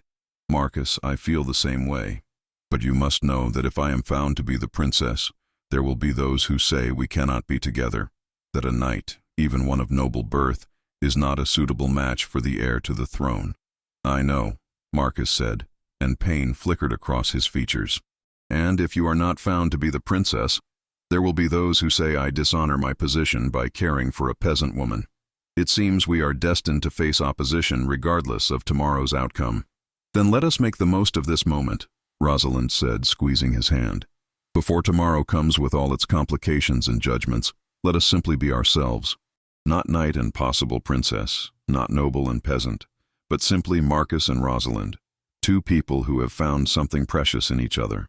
Marcus pulled her gently into his arms, and Rosalind went willingly, resting her head against his chest and listening to the steady beat of his heart.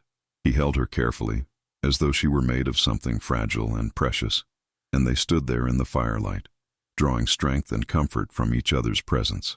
Whatever happens tomorrow, Marcus murmured against her hair, know that my feelings for you will not change.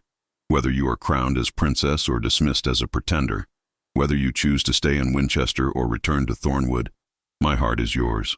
I cannot offer you a throne or vast wealth, but I can offer you loyalty, devotion, and a love that will endure whatever trials we may face.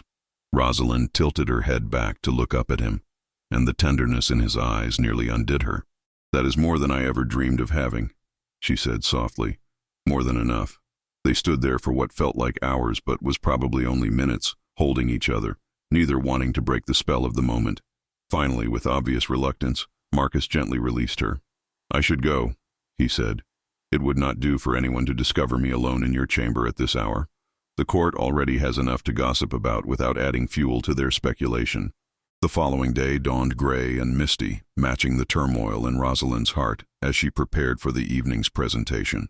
She had barely slept, her mind racing with fears and possibilities, and when Alice arrived in the early morning with breakfast, Rosalind found she had no appetite despite the fine food laid before her. Fresh bread with butter and honey, cold meat, cheese, and fruit that must have cost more than she earned in a month selling herbs. You must eat something, mistress, Alice urged gently. The day will be long, and you will need your strength. Even just a little bread and some of the honey tea I brought. Rosalind forced herself to eat a few bites and sip the sweet tea, grateful for Alice's kind concern. As the morning wore on, various people came to her chamber. Marjorie returned to make final adjustments to the blue dress. A palace official arrived to explain the protocol for the evening's presentation, and Lord Chancellor William himself appeared to review the evidence she would present to the king. The old man examined each item from Martha's box with painstaking care, holding the ring up to the light from the window, studying the embroidery on the baby's gown through a magnifying lens, and reading the letter multiple times with a scholar's attention to detail. These are genuine, he said finally, his voice thick with emotion. I would stake my reputation on it. This is my seal on the letter, my handwriting, though the ink has faded with time. And this ring, I remember the day the king gave it to Queen Isabella. I was present at their wedding feast when he placed it on her finger and spoke those words, Amor vincit omnia. He looked at Rosalind with tears glistening in his eyes. You are her, child. You are Princess Eleanor. I have no doubt of it. But convincing the king and the court will require more than my certainty. You must present yourself with dignity and honesty, answer their questions truthfully, and let the evidence speak for itself. Can you do that? Rosalind nodded, though her stomach churned with anxiety. I will do my best, my lord, but I confess I am terrified. What if the king does not believe me? What if he thinks I am a fraud who somehow obtained these objects dishonestly? Then we will deal with that outcome when and if it comes, Lord Chancellor William said firmly. But I have faith, child. Faith in the evidence, faith in your character, and faith that truth has a way of revealing itself when given the chance. Now, there is someone else who wishes to speak with you before the presentation. The king has asked that I bring you to him for a private audience this afternoon. Rosalind's eyes widened. The king wishes to see me before the formal presentation. Why? Because he is a father who lost his only child 22 years ago. The old man said gently, because he has lived with that grief every day since, wondering if his daughter lived or died, if she suffered or found happiness. He wants to look into your eyes and judge for himself whether you could be her, before the spectacle of the court intrudes upon that most personal of moments. 2 hours later, Rosalind found herself being led through the palace corridors by Lord Chancellor William, her heart pounding so hard she felt lightheaded. She wore a simpler dress than the magnificent blue gown reserved for the evening, but it was still far finer than anything she had owned in Thornwood. A gown of soft gray wool with subtle embroidery at the cuffs and neckline. Her hair was arranged simply, pulled back from her face, but allowed to fall freely down her back. They passed through halls she had not seen the previous day, each more impressive than the last, until they reached a set of carved wooden doors guarded by 2 knights in full armor. Lord Chancellor William spoke quietly to the guards, who opened the doors and announced their arrival. The chamber beyond was smaller than Rosalind had expected, clearly a private study rather than a formal audience hall. Books lined the walls on tall shelves, and maps were spread across a large table near the window. A fire crackled in the hearth, and seated in a chair near the flames was a man who could only be King Richard. He was perhaps 60 years of age, his hair completely white, and his face lined with the cares of ruling a kingdom for a quarter century. He wore no crown, only a simple circlet of gold, and his robes, though made of fine materials, were relatively plain compared to what Rosalind had imagined a king would wear. But there was no mistaking the authority in his bearing, the intelligence in his keen blue eyes, or the grief that seemed to weigh upon him like a physical burden. Lord Chancellor William bowed deeply. "Your Majesty, I present Rosalind of Thornwood, the young woman I spoke of in my report." The king stood slowly, his eyes never leaving Rosalind's face, and she sank into a deep curtsy as Marjorie had taught her, her head bowed respectfully. She remained there until the king spoke, his voice deeper and stronger than she had anticipated from a man of his years. "Rise, child, and come closer. Let me look at you." Rosalind obeyed, moving forward until she stood within a few feet of the king, close enough to see the tears that glistened in his eyes as he studied her face with an intensity that made her feel transparent, as though he could see into her very soul.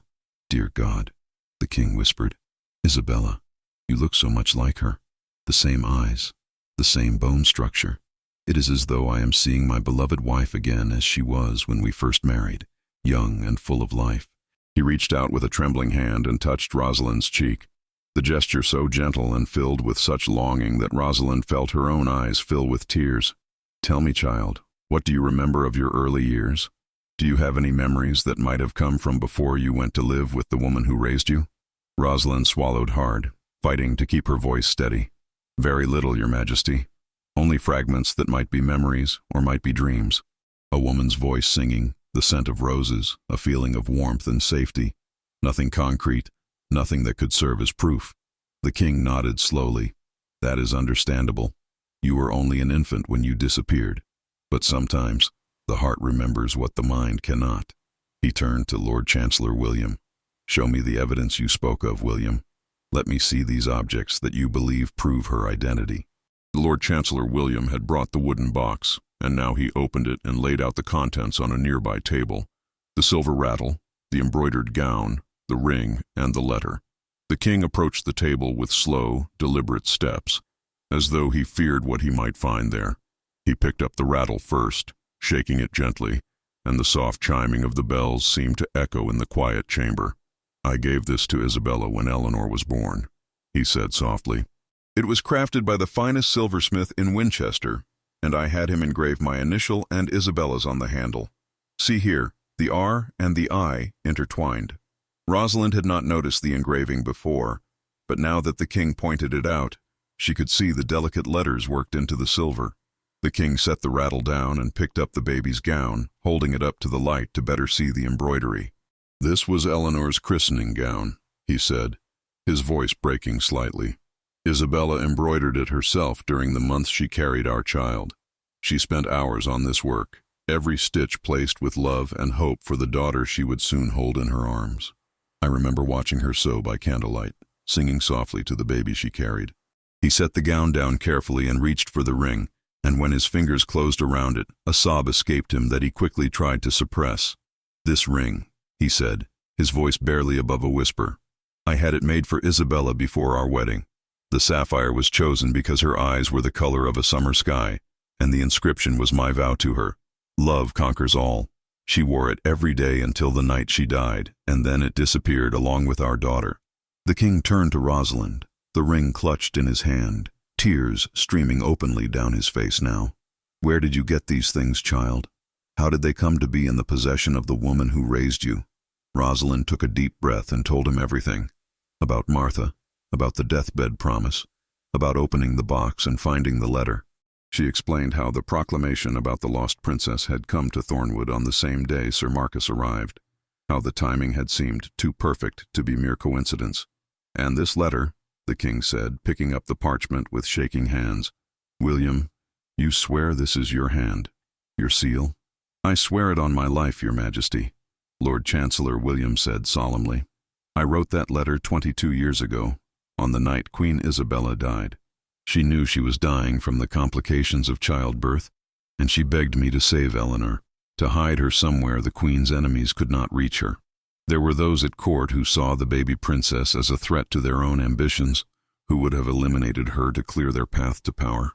I gave the baby to Martha, a trusted servant who had served in the palace kitchens for years, and I sent her far from Winchester with instructions to raise the child as her own, until it was safe to reveal the truth." The king sank back into his chair as though his legs could no longer support him. "Why did you not tell me, William? All these years, I have mourned my daughter, believed her dead or lost forever, and you knew where she was." "Because I could not risk it, your majesty," the old man said, and there was anguish in his voice. "The plot against the queen and the princess ran deep into the heart of the court. I did not know whom to trust, and I feared that even telling you might put the child in danger if the information somehow reached the wrong ears. I have carried this burden alone for 22 years, waiting for the day when I judged it safe to bring her home. That day is now." The king closed his eyes, and Rosalind could see him struggling with emotions too powerful to contain. Anger at the deception, relief at the possibility that his daughter lived, grief for the years lost, hope that his family might be restored. When he opened his eyes again and looked at Rosalind, she saw all of those emotions swirling in their depths. "Come here, child," he said softly, holding out his hand. Rosalind approached and placed her hand in his, and the king pulled her gently down to kneel beside his chair.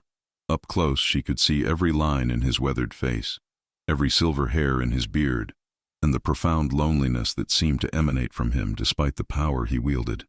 "I want to believe you are my daughter," he said, speaking directly to her now, his voice raw with emotion. "I want it more than I have wanted anything in many years. But I am also a king, and I must be certain beyond doubt before I acknowledge you as my heir. Do you understand that? The stakes are too high for me to act on faith alone, no matter how much my heart might wish it." "I understand, your majesty," Rosalind said quietly, "and I confess that I am not even certain myself. I have known myself as Rosalind all my life, and the idea that I might be someone else entirely is as bewildering to me as it must be to you. I seek only the truth, whatever that truth may be." The king studied her face for a long moment, then nodded slowly. "You have your mother's eyes," he said, "not just the color but the expression in them. Isabella had a way of looking at people that made them feel truly seen, truly understood. You have that same quality, and you have her courage too, I think. She faced death with such bravery, thinking only of protecting you. I see that same bravery in you now, facing an uncertain future with dignity and honesty." He released her hand and stood, suddenly seeming more kingly, more commanding. "Tonight, before the court, I will examine the evidence and question you publicly. It will not be pleasant, and there will be those who try to discredit you or cast doubt on your claim.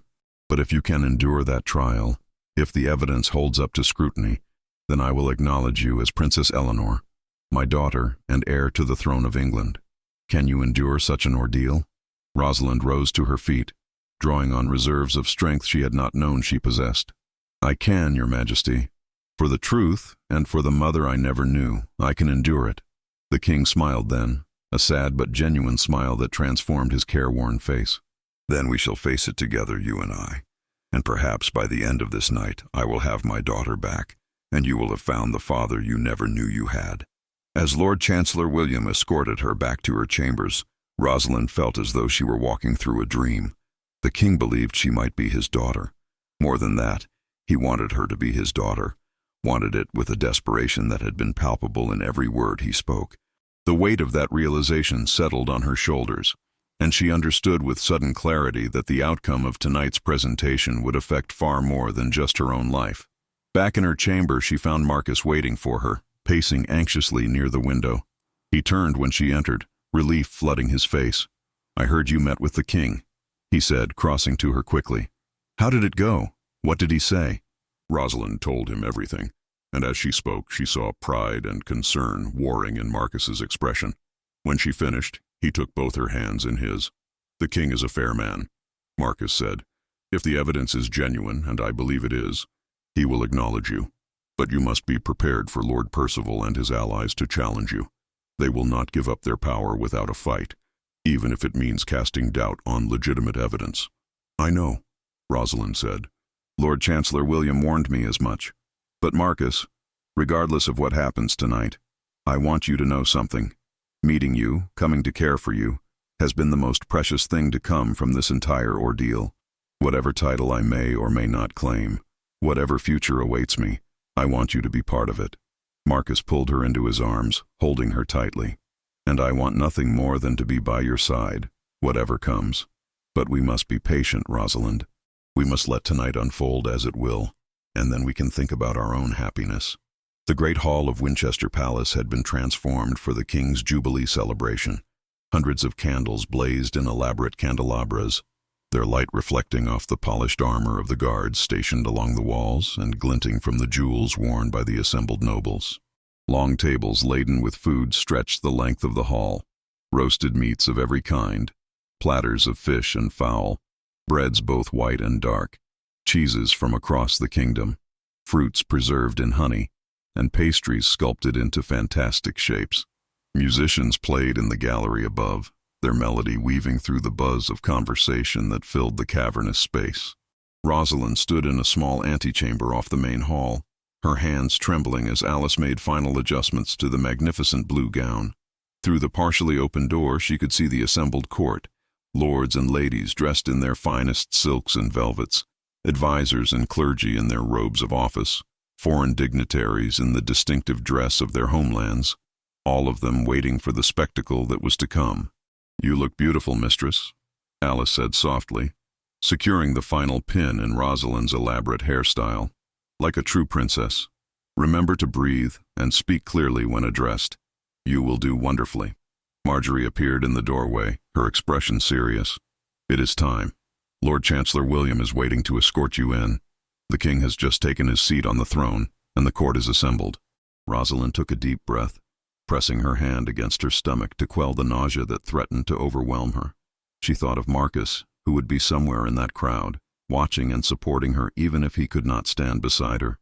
She thought of Martha, who had kept her safe all those years, who had died without ever revealing the secret she had carried.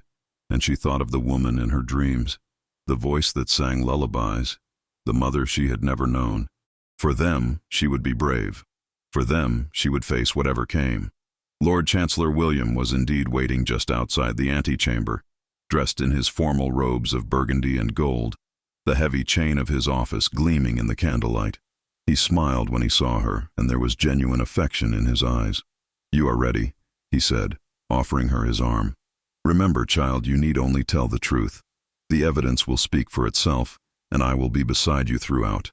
Now hold your head high and let them see the princess you were born to be." The massive doors to the great hall swung open, and a herald's voice rang out over the assembled crowd. "My lords and ladies, Lord Chancellor William and Mistress Rosalind of Thornwood."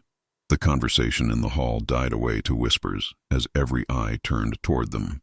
Rosalind felt the weight of hundreds of gazes upon her as she walked beside Lord Chancellor William down the long aisle that led to the raised dais where the king sat upon his throne. The throne itself was a magnificent piece of craftsmanship, carved from dark oak and inlaid with gold, with the royal crest emblazoned on the high back.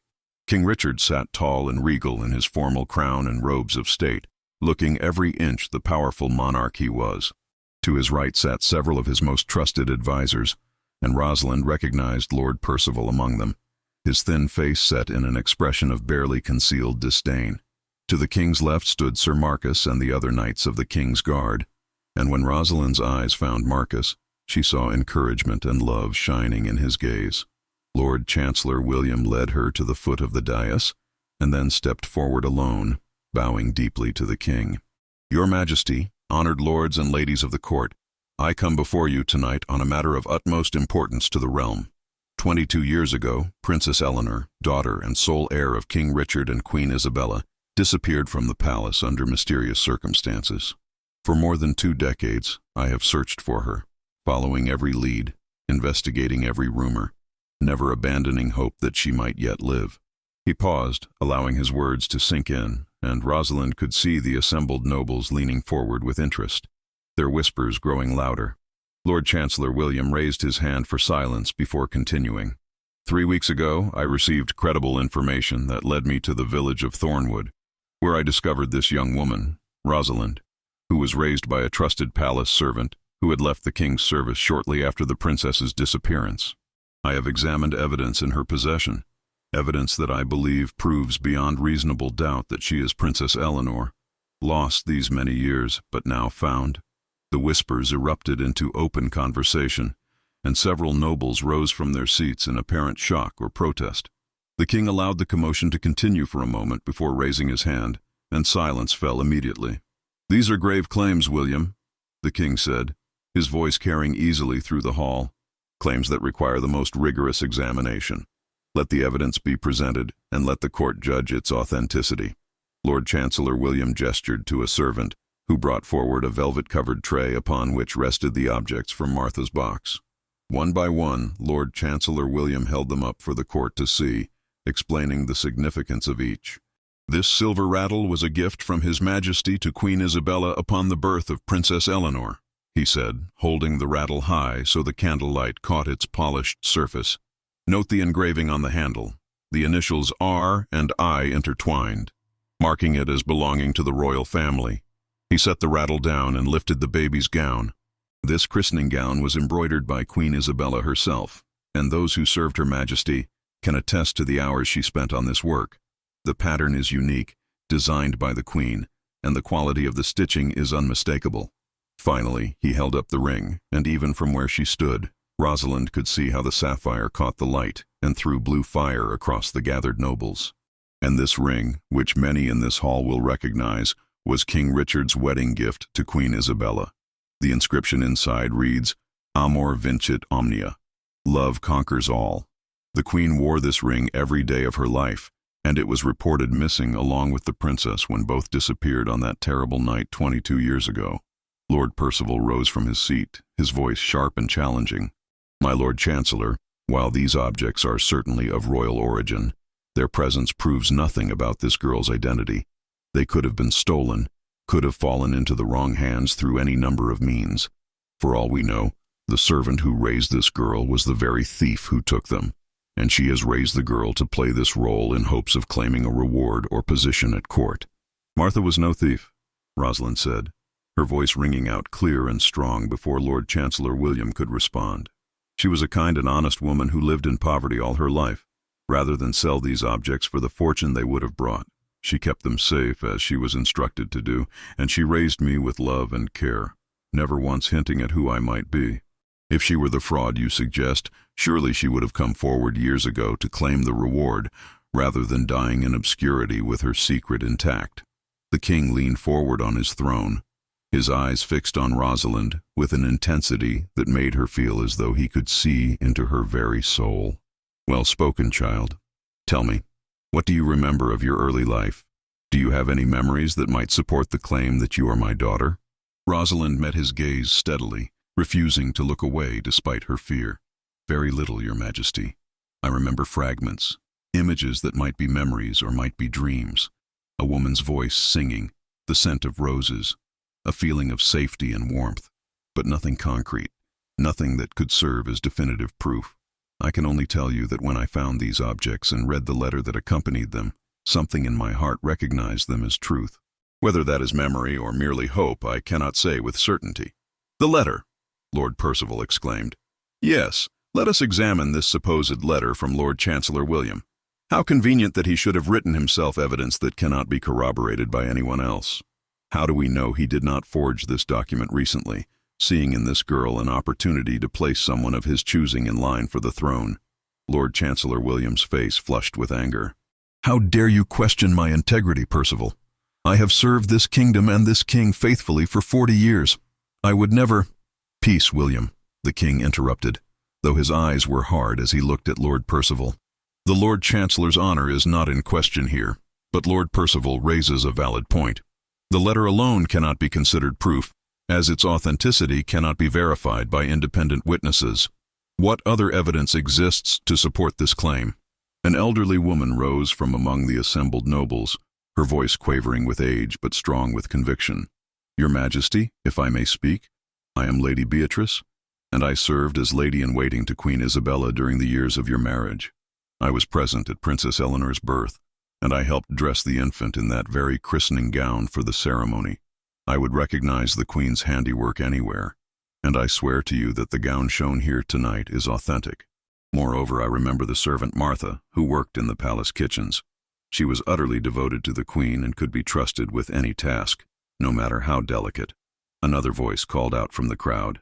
And I remember the night the princess disappeared, Your Majesty. I was a guard on duty that evening, and I saw Martha leaving the palace shortly after the alarm was raised. She carried a bundle wrapped in cloth, and she seemed frightened, though at the time I thought nothing of it. She had permission to leave, having been given leave by Lord Chancellor William himself.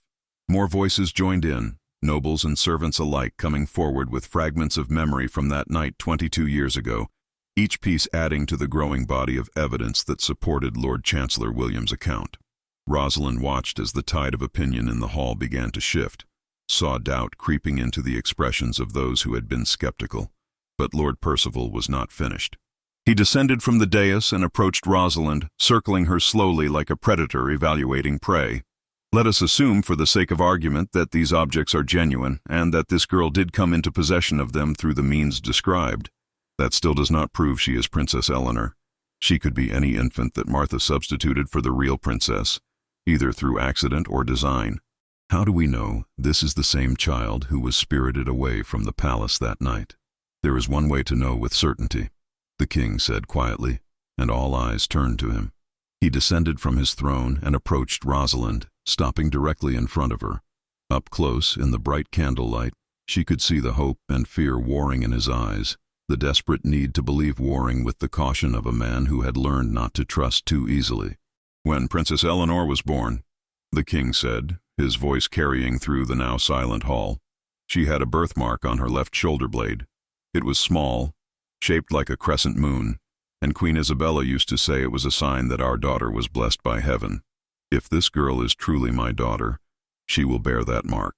If she does not, then we will know she is an impostor, regardless of what objects she possesses. Rosalind felt her heart skip a beat. A birthmark. She had never paid particular attention to such things, living alone as she did with no one to observe or comment on her appearance. Did she have such a mark? She had no idea. The king turned to the assembled nobles. Lady Beatrice, you attended the princess at her birth. You would recognize this birthmark?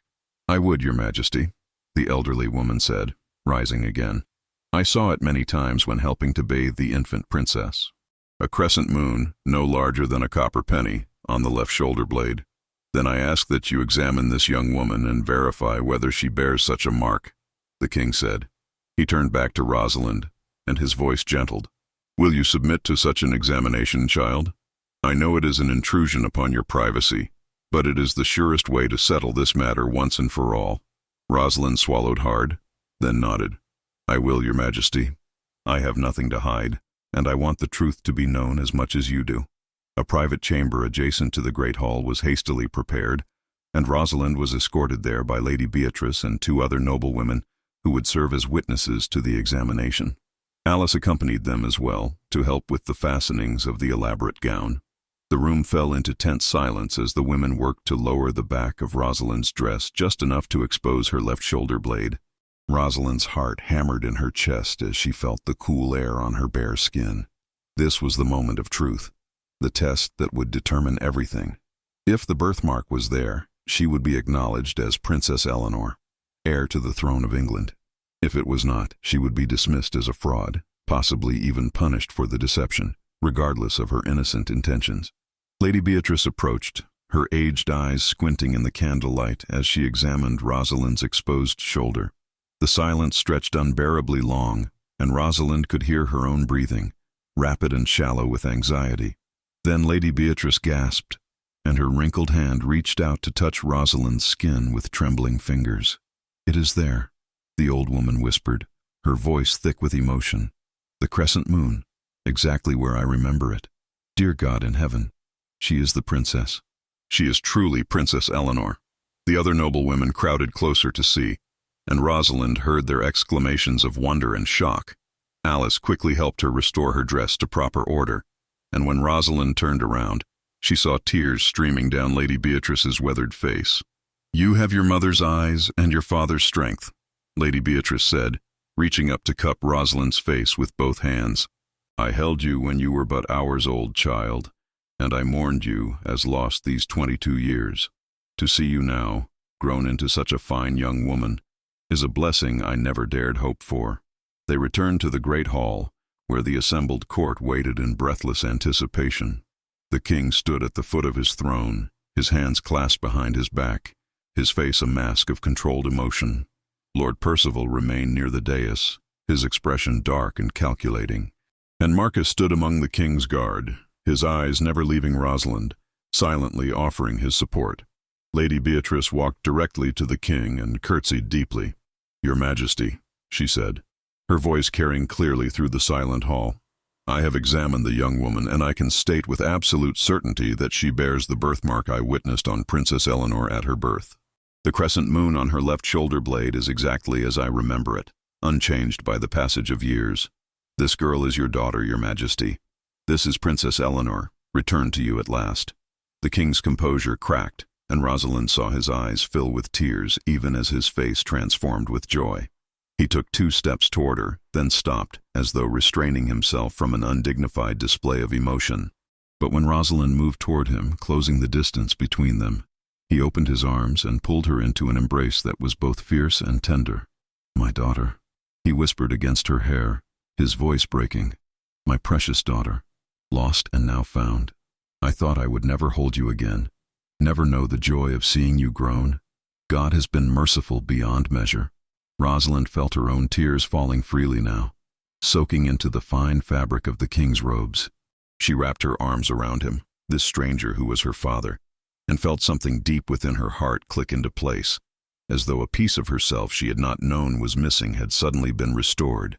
The great hall erupted into noise, some nobles cheering and applauding, others arguing and protesting, still others simply stunned into whispered conversations with their neighbors. The king released Rosalind enough to turn and face his court, though he kept one arm around her shoulders as though afraid she might disappear again if he let her go.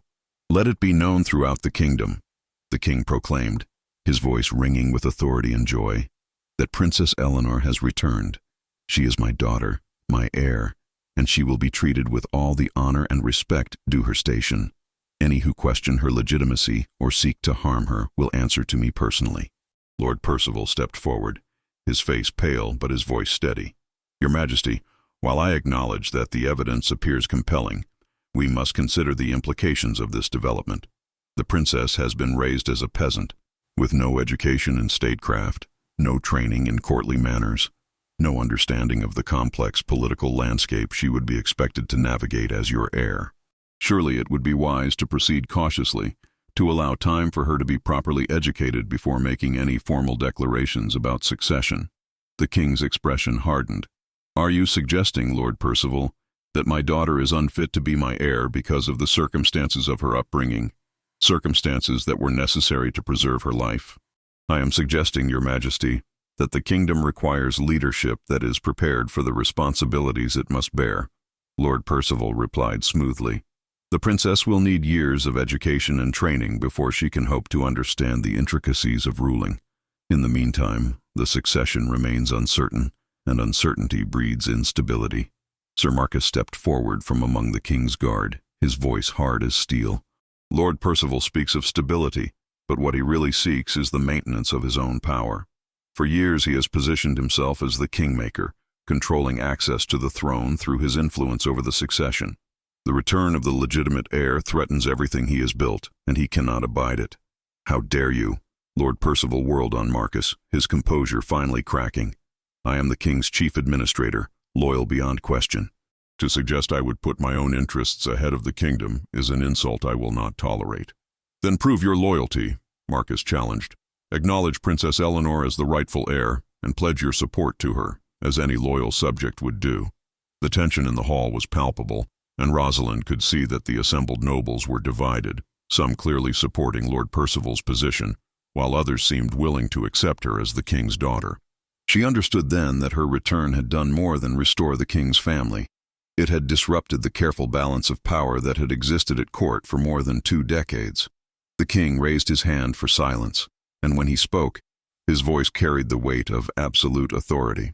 "Lord Percival, you have served me faithfully for many years, and I value your counsel, but you are mistaken if you believe my daughter is unprepared for her role. I have spoken with her privately, and I have seen in her the same qualities that made her mother such a beloved queen: intelligence, courage, compassion, and an unshakable moral compass. These are not things that can be taught in lessons. They are intrinsic to her character." He turned to address the full assembly. "Moreover, Eleanor will not rule alone. She will have advisors, just as I have had. She will learn from those with experience and wisdom. And she will have time to grow into her role, for I intend to live many more years and see my daughter fully prepared to take the throne when that day comes." The king looked down at Rosalind, and the love in his eyes was unmistakable. "But make no mistake, she is my heir, and she will be queen after me. This is my decree, and it is not open to debate." Lord Percival bowed stiffly, his jaw tight with suppressed anger. "As your majesty commands. I am, as always, your obedient servant." But Rosalind saw the look in Lord Percival's eyes as he stepped back, and she knew this was not over. The man who had wielded so much power would not give it up without a fight, and she would need to be vigilant against his machinations in the days and weeks to come. The rest of the evening passed in a blur. Nobles lined up to pay their respects to the newly recognized princess, some with genuine warmth, and others with thinly veiled calculation. Rosalind struggled to remember names and faces, to respond appropriately to the flood of congratulations and well wishes, all while maintaining the composure expected of royalty. Through it all, Marcus remained nearby, never intruding but always watchful, his presence a constant source of comfort. Their eyes met frequently across the crowded hall, and in those glances, Rosalind read his pride in her, his love for her, and his concern for the challenges that lay ahead. It was late in the evening when the king finally dismissed the court, keeping only his closest advisors and family present. Rosalind found herself seated at the high table beside her father, still trying to process the enormity of what had happened. She was a princess, the heir to England's throne. Everything she had known about herself had changed in the span of a few hours. "You must be exhausted," the king said gently, covering her hand with his. "This has been an overwhelming day for you. But before you retire, there is something I want to give you." He gestured to a servant who brought forward a velvet box. The king opened it to reveal a circlet of gold set with sapphires and pearls, delicate and beautiful. "This was your mother's," he said softly. "She wore it often, and I had it set aside after her death, hoping that someday I might give it to the daughter I thought I had lost. It would honor me if you would wear it." With trembling hands, the king lifted the circlet and placed it on Rosalind's head. It settled there as though it had been made for her, the weight of it both literal and symbolic. She was no longer just Rosalind the herb seller. She was Princess Eleanor, and with that title came responsibilities she was only beginning to understand.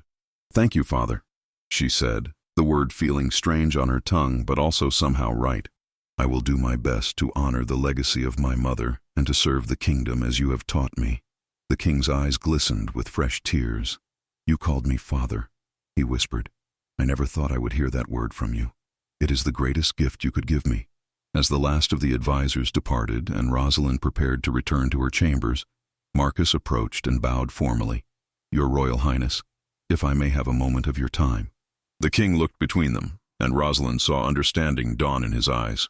"Sir Marcus, you have served me well in this matter, and I am grateful for your protection of my daughter during her journey to Winchester.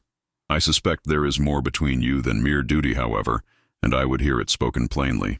Marcus straightened, meeting the king's gaze directly.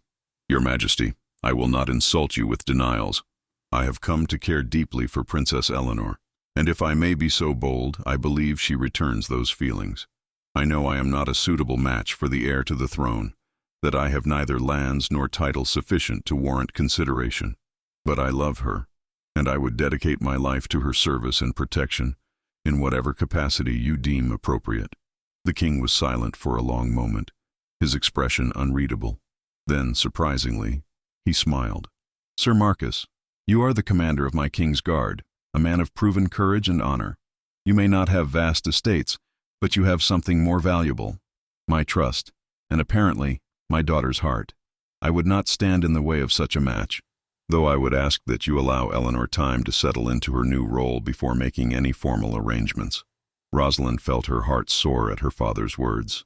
She had feared he would forbid any relationship between them, that the gulf between knight and princess would prove too great to bridge, but he was giving them his blessing, asking only for patience. "We understand, father," Rosalind said, looking at Marcus with joy shining in her eyes, "and we are grateful for your wisdom and your blessing." The king nodded, then stood and kissed Rosalind's forehead. "Go now and rest. Tomorrow begins your new life, and there will be much to learn, many challenges to face, but you will not face them alone. You have a father who loves you, a court that is learning to accept you, and a good man who will stand beside you through whatever trials may come." As Rosalind finally made her way to her chambers, escorted by Alice and 2 guards who now served as her personal protection, she reflected on the incredible journey that had brought her here. Just 2 weeks ago, she had been a simple herb seller in a small village, her greatest concern the coming harvest, and whether her cottage roof would hold through another winter. Now she was a princess, heir to a kingdom, with all the power and responsibility that entailed. The challenges ahead were daunting. She would need to learn courtly manners, study history and law, navigate the treacherous waters of court politics, and prepare herself to one day rule England. Lord Percival and his allies would not abandon their ambitions easily, and she would need to be constantly vigilant against their schemes. The weight of the crown, even the small circlet she now wore, was heavier than any burden she had known. But she was not alone. She had a father who had welcomed her with open arms and unconditional love. She had Lord Chancellor William, who had spent 22 years searching for her, and would guide her through the complexities of court life. She had loyal servants like Alice and Marjorie, who had already shown her kindness beyond what duty required. And she had Marcus, whose love for her was not diminished by her change in station, who saw her as both the princess she had become and the herb seller she had been. With him beside her, she felt she could face anything the future might bring. As she lay in her bed that night, the sapphire circlet resting on the table beside her, Rosalind thought of Martha, the woman who had raised her with such love and devotion. "Thank you," she whispered into the darkness. "Thank you for keeping me safe, for raising me to be strong, for loving me as your own. I will honor your memory by being the best queen I can be, by ruling with the kindness and integrity you taught me." And in her dreams that night she saw the woman whose voice she had remembered all her life. Queen Isabella stood in a garden of roses, her face beautiful and serene, and she smiled at Rosalind with such love that it filled her heart to overflowing. "You are home, my daughter," the dream Isabella said. "You are where you were always meant to be. Be brave, be kind, and let love guide you. That is all any queen can do." When Rosalind woke the next morning to sunlight streaming through her window, and the sounds of the palace coming to life around her, she felt a sense of peace she had never known. The road ahead would not be easy, but it was her road to walk, and she would walk it with courage and grace. The lost princess had been found. Princess Eleanor had come home at last, and with Marcus by her side and her father's love to sustain her, she would face whatever the future held, confident that love truly did conquer all. just as the inscription on her mother's ring had promised. In the months that followed, Rosalind threw herself into learning everything she needed to know about her new role. She studied with the finest tutors in the kingdom, learning history, law, languages, and diplomacy. She met with her father daily, listening as he explained the intricacies of governing and the delicate balance required to maintain peace among the competing interests of the nobility. She won over many at court through her genuine kindness and her willingness to listen to all perspectives, though Lord Percival and his closest allies remained hostile to her presence. Marcus was her constant companion and protector, and their love deepened with each passing day. A year after her return to Winchester, the king formally announced their betrothal, and the kingdom celebrated with festivals and feasts that lasted for days. The wedding was held in the great cathedral, witnessed by nobles from across England and representatives from foreign courts who had come to honor the match. On the day Rosalind became Marcus's wife, standing beside him in a gown of silver and blue that echoed the colors of her mother's ring, she thought of how far she had come from that simple cottage in Thornwood. She had found her true identity, been reunited with her father, and married the man she loved with all her heart. The trial she had faced had been difficult, the adjustments painful at times, but every moment had been worth it to arrive at this perfect day. King Richard lived for many more years, long enough to see his daughter become a confident and beloved princess, and to know that his kingdom would be in good hands when the time came for her to rule. When he finally passed peacefully in his sleep at the age of 75, the entire kingdom mourned him, but they also celebrated the coronation of Queen Eleanor, who ruled with wisdom, compassion, and strength. And beside her always stood King Consort Marcus, the knight who had first seen the princess in the peasant girl, who had loved her for herself rather than her title, and who had proven that sometimes the greatest treasures are found in the most unexpected places. Together, they ruled England justly and well, and they lived in love and happiness for all their days, proving once and for all that the words inscribed on Queen Isabella's ring were indeed true. Amor vincit omnia. Love conquers all.